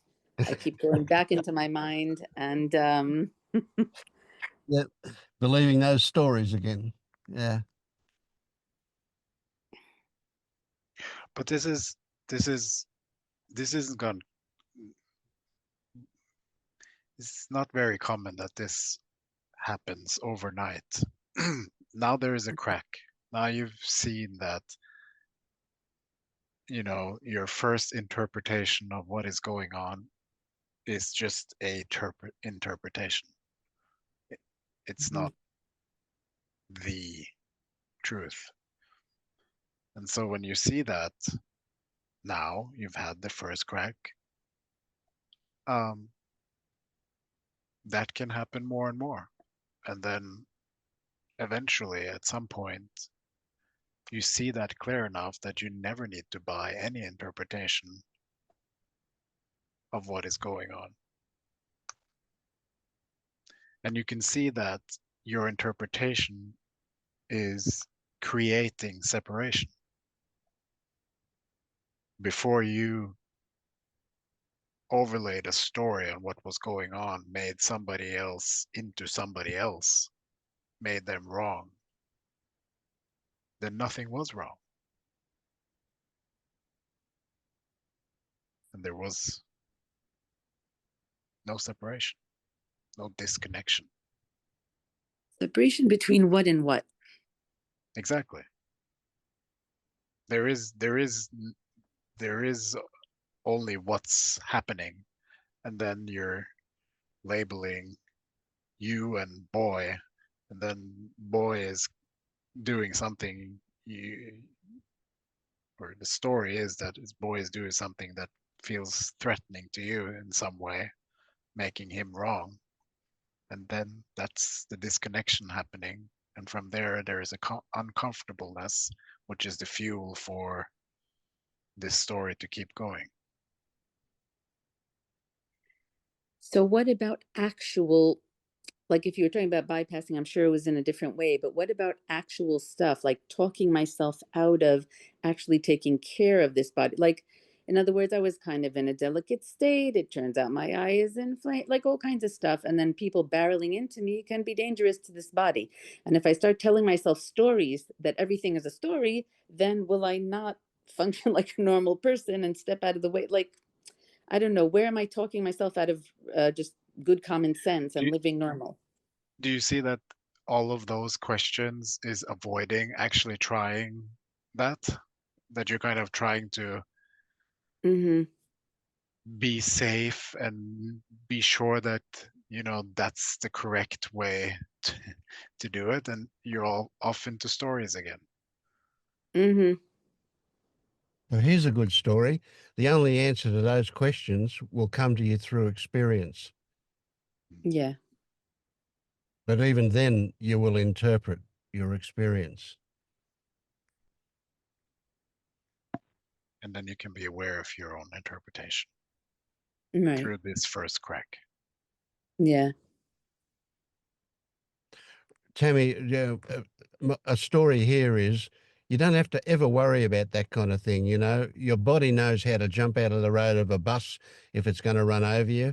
Your body knows how to look after itself. You don't need to tell it what to do. It'll just know. Mm-hmm. You've trained it well already.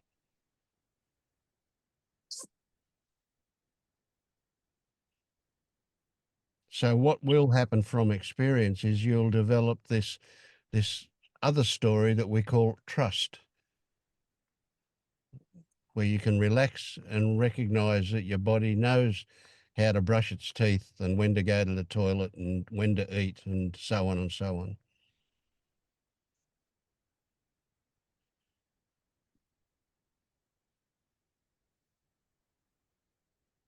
Mm-hmm.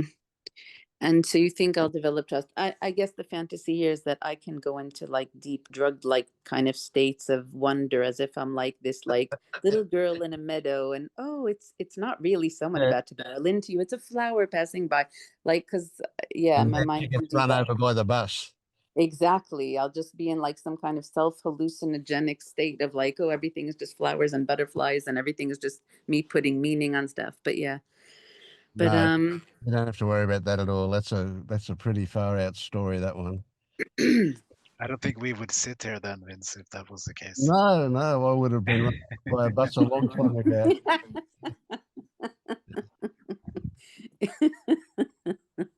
Yeah, good point. Yeah, so it has been nudging, at the edges of me as I walk along my day about, what is made up, what is stories and stuff. And still there's a lot of believing in it. There was a lot of medical emergencies this week. My eye was sticking to itself, like all kinds of stuff. I had to go in for emergency Yeah. treatment. They inserted stuff in my eyes. So there was a lot of fear. I went into meditation, what can I improve in myself and meditate on and let go of, and how enlightened can I get in that hour, and maybe that'll help my body heal, all of this kind I of mean, stuff. do you Yeah. get that? All of that stuff just happened. It didn't require a you to make it happen. It just happened.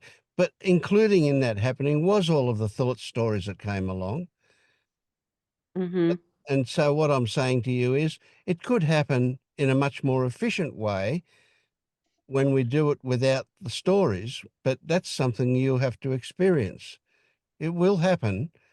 Just without any stories, you would have still sought out medical help. You would have still do what's required without thinking about it. Thoughts will come along and say, yeah, I'll ring the doctor or however you whatever process you go through.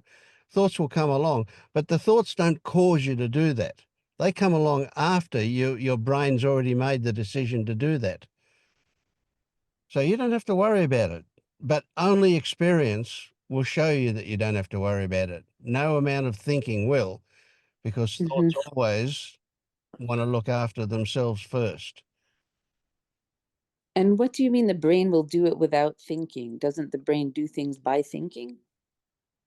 No, thinking comes along well and truly after. You Google thoughts arriving after a decision's been made, and you'll find a whole lot of psychological studies where people in MRI machines have been asked to press the red or the green button or to make a decision one way or the other, and the person watching the machine knows what they're going to do before the brain notifies them what they're going to do and before they do it. Hmm. So the reality is the brain makes decisions based on a whole lot of things, including all of the senses that are involved, plus all of its history and the results of experience. It takes all of that into account and it makes a decision. And after it's made the decision, a person gets notified that that's what the decision is. And that's when thoughts turn up. So the reality is that and it's a proven scientific reality, is that your body will make decisions well before it notifies you of those decisions. Hmm. Yeah, that study also highlights that we believe that the mental narration is the thinking. The Mm-hmm. thinking happens silently. The mental narration is the commentary after. About it, yeah.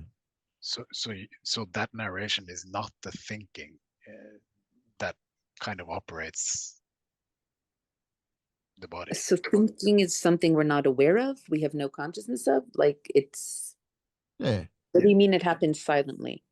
You mean the body makes calculations that we are not aware of? Yeah, Yes. all the time. It knows where to put your foot when you walk across the room, doesn't it? And you don't think about it, but the Mm-hmm. body knows where to put the feet.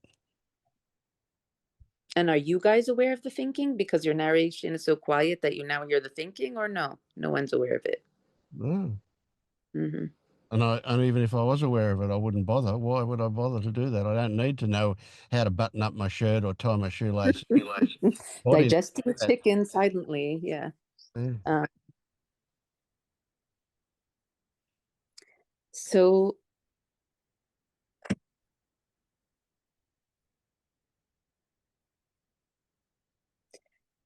yeah, so I guess the thing to do would just to be to realize that, like, the fact that, you know, the eye was hurting, I went to the doctor, I sat on that table in deep meditation, all of this just happened. I don't have to fix it or change what Tammy does or doesn't do or Yeah. believes in, or Yeah. if I believe I need to fix myself in order for this eye thing to go away, and I have this, you know, all this, you can heal your life, like this is showing up because of anger, because you're not enlightened yet, or because Exactly.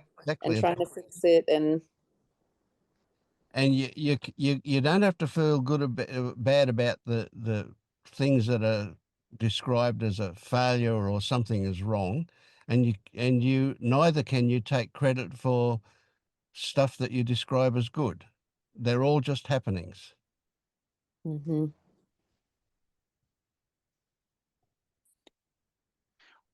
This is just a Yeah. story, but what is, if we're going along with that that perspective of the body healing, um, it's because the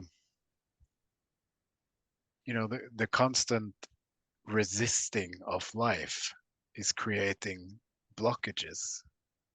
When you stop resisting life, the tension drops away, the constant chronic stress, those kind of disturbances, they might happen, but they're not chronic. They don't block the system. But because we resist everything, then things happen. Yeah, I hear you, and I guess I believe that, and I feel kind of despaired and like I'm never gonna relax, like I'm never gonna either relax enough or get enlightened enough or whatever. But like I went to the uveitis guy, and he looks at me and he goes, "You know why this happens?" And I'm like, "Why?" He's like, "Because of stress." I'm like, "Okay." Anyway, and he said to me, "You have to get out of your thought loops.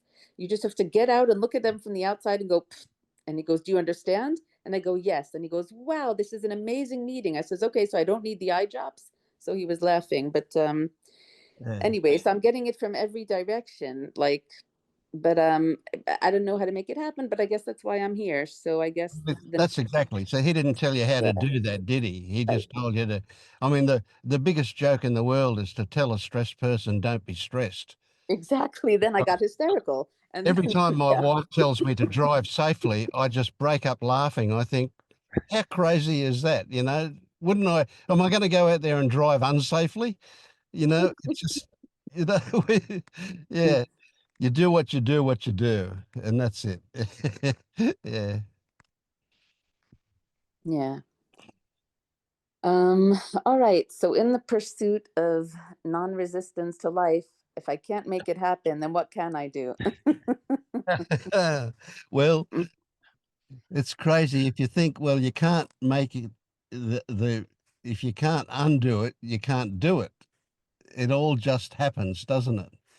So, Mhm. so what if the realization that it can happen without your involvement, if that realization turns up, then you'll be on the lookout for it happening without your involvement. And you know what? You can see examples of this all day, every day. Every time you walk across the room and you realize, you know what? I didn't give one thought to where I put my feet, or I didn't work out how to stay upright to keep my balance, or I didn't think about putting that water in the cup when I made a cup of tea, or like all day, every day, things will happen where you're not involved, no mind at all. It just happens.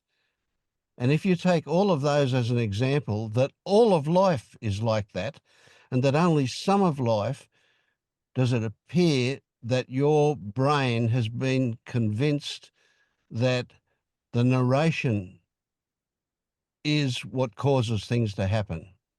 Yeah, and you realize how ludicrous is that? Otherwise, it would tell me how I have to place my foot every step I take.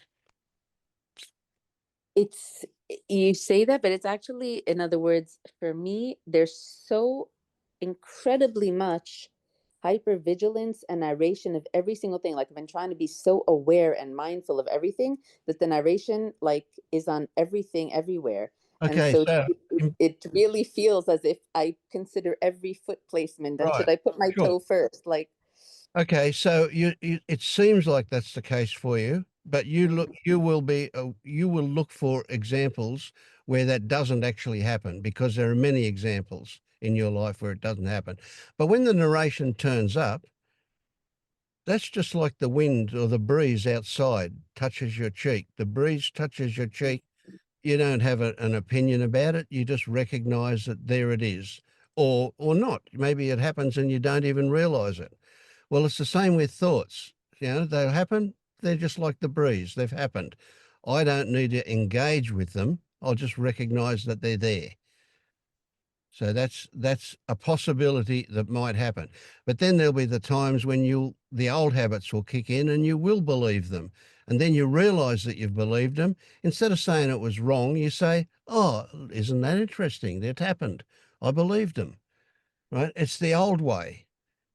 So you can use this story of the old way and the new way as a way of promoting change, which is all, anyway, that's a possibility you can use.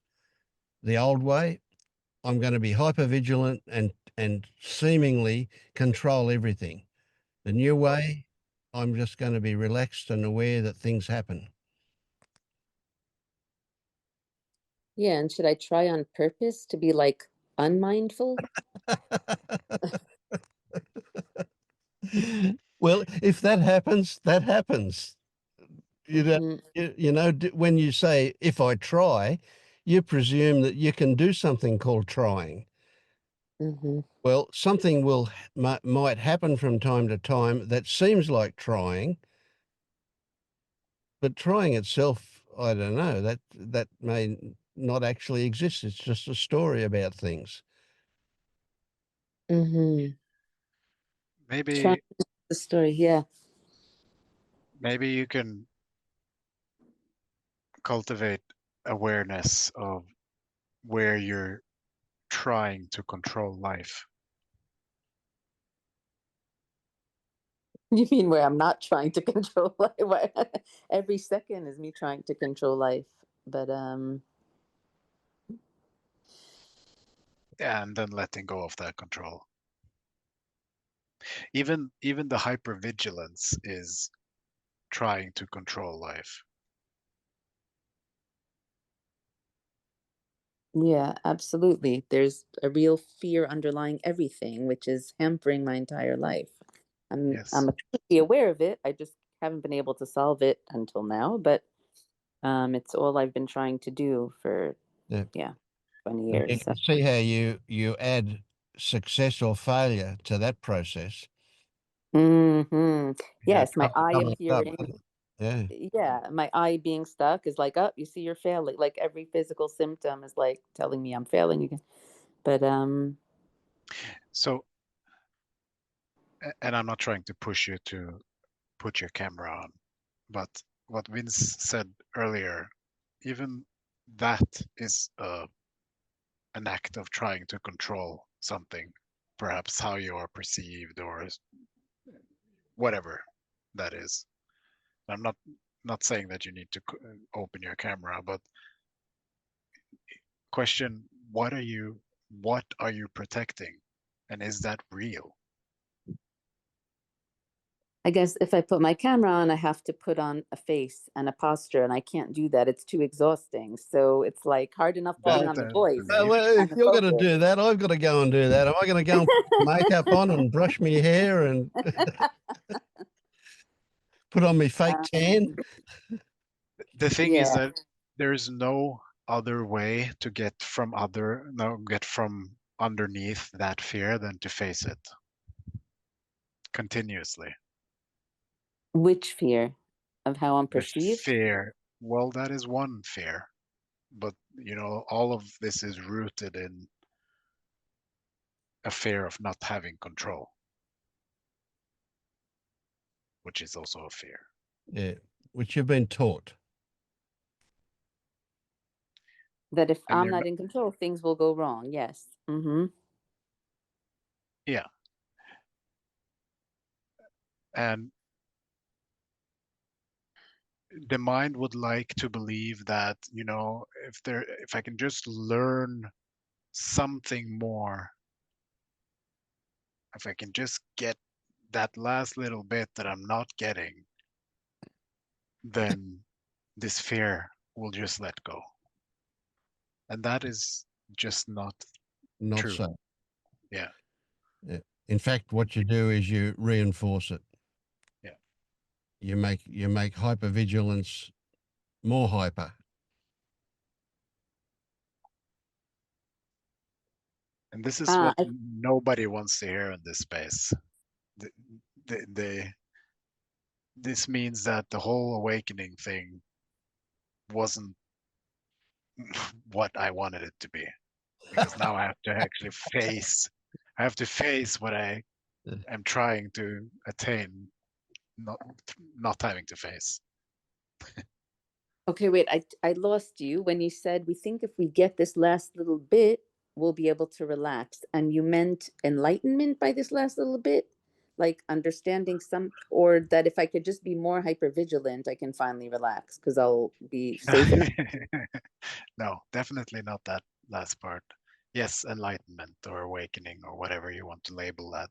Something, or just some piece of information that will somehow unlock another way than to face this fear.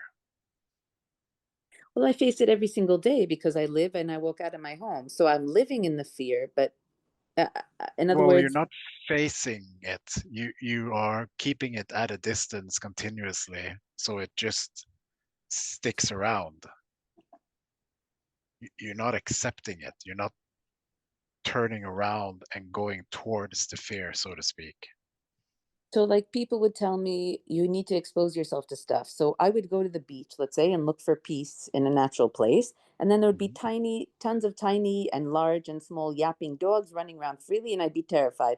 But I'd keep going anyway, hoping there'd be peace there and hoping if I expose myself to the dogs enough, I'll be peaceful. It never happened.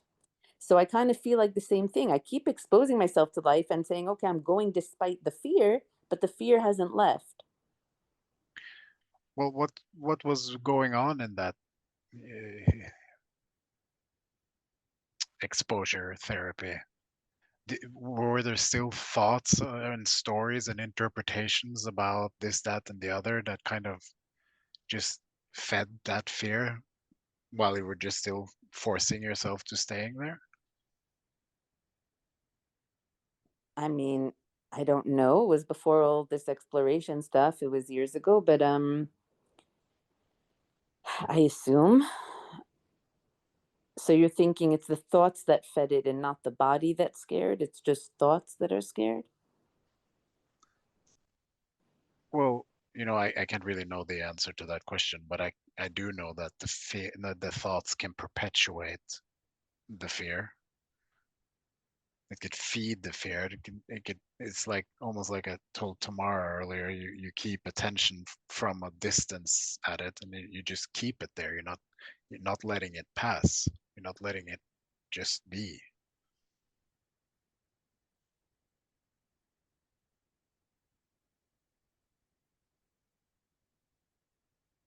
So if we're talking about just general fear of life and constant tension and contraction in the system, how do you suggest I approach it for this week? I'm not following like what to do with it. Well, I think I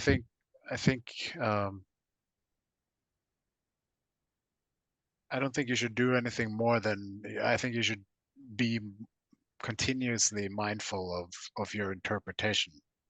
Mm-hmm. Cultivate that crack that just opened for you. Don't move on to the next thing that might do something, let that get the nourishment it needs. Let the one crack become multiple cracks until this isn't a big issue. You see that it's just an interpretation, and it could be a completely other one if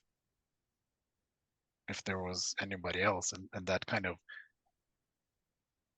dissolves the belief in the story or the interpretation. So how do I do that when it comes to things that seem to me actual, like a dog could actually bite me, or my eye is actually inflamed and I do need to go in for treatment? And then I'm in a flare of my whole system. Or people are bumping into me in the street, they could knock me over, I'm in a frail state. Like, how do I deal with it when it seems actual and there's clear and present danger for the body?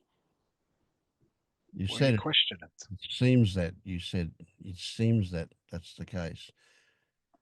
Of course, you don't want a dog to bite you, and of course you'll keep away from a dog that's baring its teeth and looks like it might want to bite you. But you won't assume that every dog has only at their only interest is in coming up and biting you. The And reality what, is that if you have a fear of a dog biting you, then any dog is more likely to bite you than if you're relaxed around it.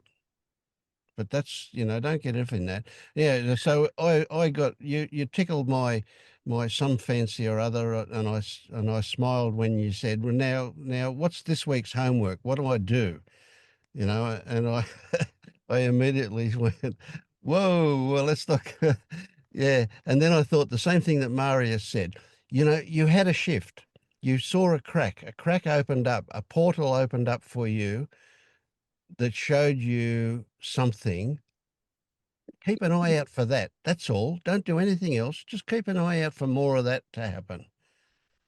I guess just the thoughts are really being believed because I'm in a systemic flare and the eyes are dangerous and I have to go back. So I'm not able to say these are not true. It's like, okay, Vincent Marius, that's like playtime. But when it comes to real life, now my Yeah. body is in danger. So, And I so was yeah, listen to this. Listen to me. Let me tell you this, right? It's not wrong. Don't try not to. If thoughts come up about the seriousness of your eye, take notice. Do it. Do what your body tells you to do. Go and get attention done, put on it, or whatever. Right? There is no wrong. You can't do anything wrong. It's really a case of getting the message that everything offers you, everything that comes up, everything that is in your life, everything that appears, every experience is offering you a message. And if you think you know what it's about, you're not listening to the message. So even though that sounds like a doing, right? Just recognize that everything is trying to tell you something. And the moment you think you know what it is, you're shut off from what it's telling you. So you don't know anything. You're open to look for what the message that everything is giving you, every experience. That's a possibility. There's a doing for you. Yeah, and also you're kind of looking at this very binary. So, okay, let's say you can't manage doing this when there is a potentially threatening situation going on, but you know, I bet your whole day isn't full of threatening situations. So just use the rest of the day to become aware of your interpretation of stuff and how that could be different. Let's say you meet a friend, for example, or whatever, and they look at you funny. And then there is an interpretation that whatever, they don't like you, or they some story comes up because you just interpreted their facial expression or their behavior, for example. Question that story. Does that necessarily need to be that story, or could it be something completely different, nothing about you? But You get know, what Marius is saying. Question it don't come to a conclusion. Mm-hmm. Mm-hmm. Just be asking, like, is that necessarily so? Like, so I guess if I go about my day and like it feels dangerous, the minute I step out in the street, it's like, oh God, people can knock into me. Like I'm always feeling things are afraid. You know, a bus passes this, that feels very overwhelming to the system. It feels like I'm in a dangerous place. But I guess to just maybe hold it lightly and be like, okay, the system is believing that, or there are thoughts being believed, and even hold that lightly and just keep on moving on. Not get stuck on the fact that I'm not enlightened yet and still believe all this stuff. Just kind of like hold it all lightly. And then when I do have a chance to question thoughts, even in that state, question and be like, oh, they're still believed. Okay, moving Yeah, on. exactly. Good. Sounds good. Ask what makes that true. Is that true now? Is It's it always happening now? What there's you're always the imagining might possibility happening? of there's Yeah, always but the it possibility of being knocked over. So that's always true. Like, no, yeah, but that's a possibility that you're creating. It's not happening. So you're still keeping life at a distance. And the point with this questioning is to question that. Do you need to keep putting life at a distance?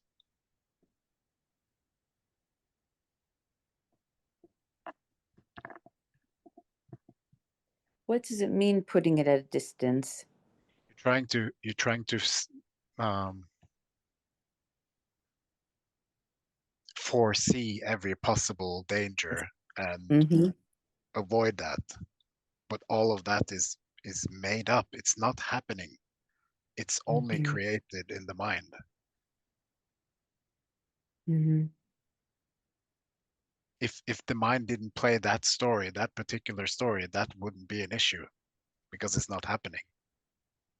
Mm-hmm. And just to go back, when you said face the fear, what did you mean? Like, is there a doing I should do around that or a noticing? Well, what I mean is, okay, so say there is something that needs to be done, for example. There's a task that you need to do, for example, but that task is, you're afraid of doing it. Something feels threatening about it. And so normally you would perhaps avoid it. But this time you're going to do it anyways, even if it's intense.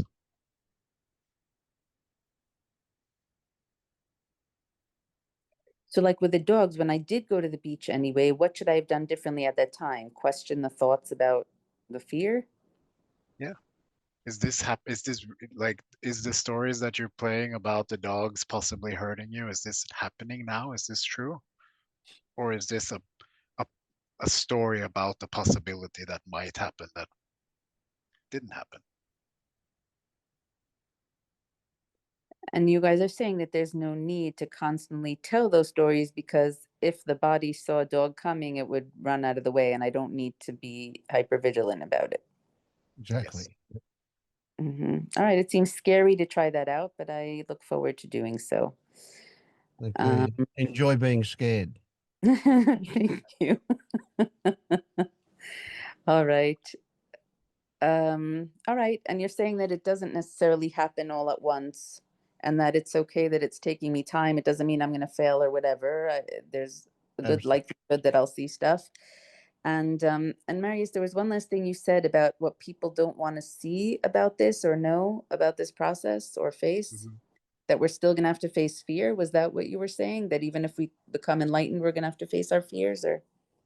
Yeah, what I was alluding to was that many of us, maybe all of us, came into this because we wanted to avoid something. We wanted an answer to fix something. And then we realize when we get here that the fix in this is facing it.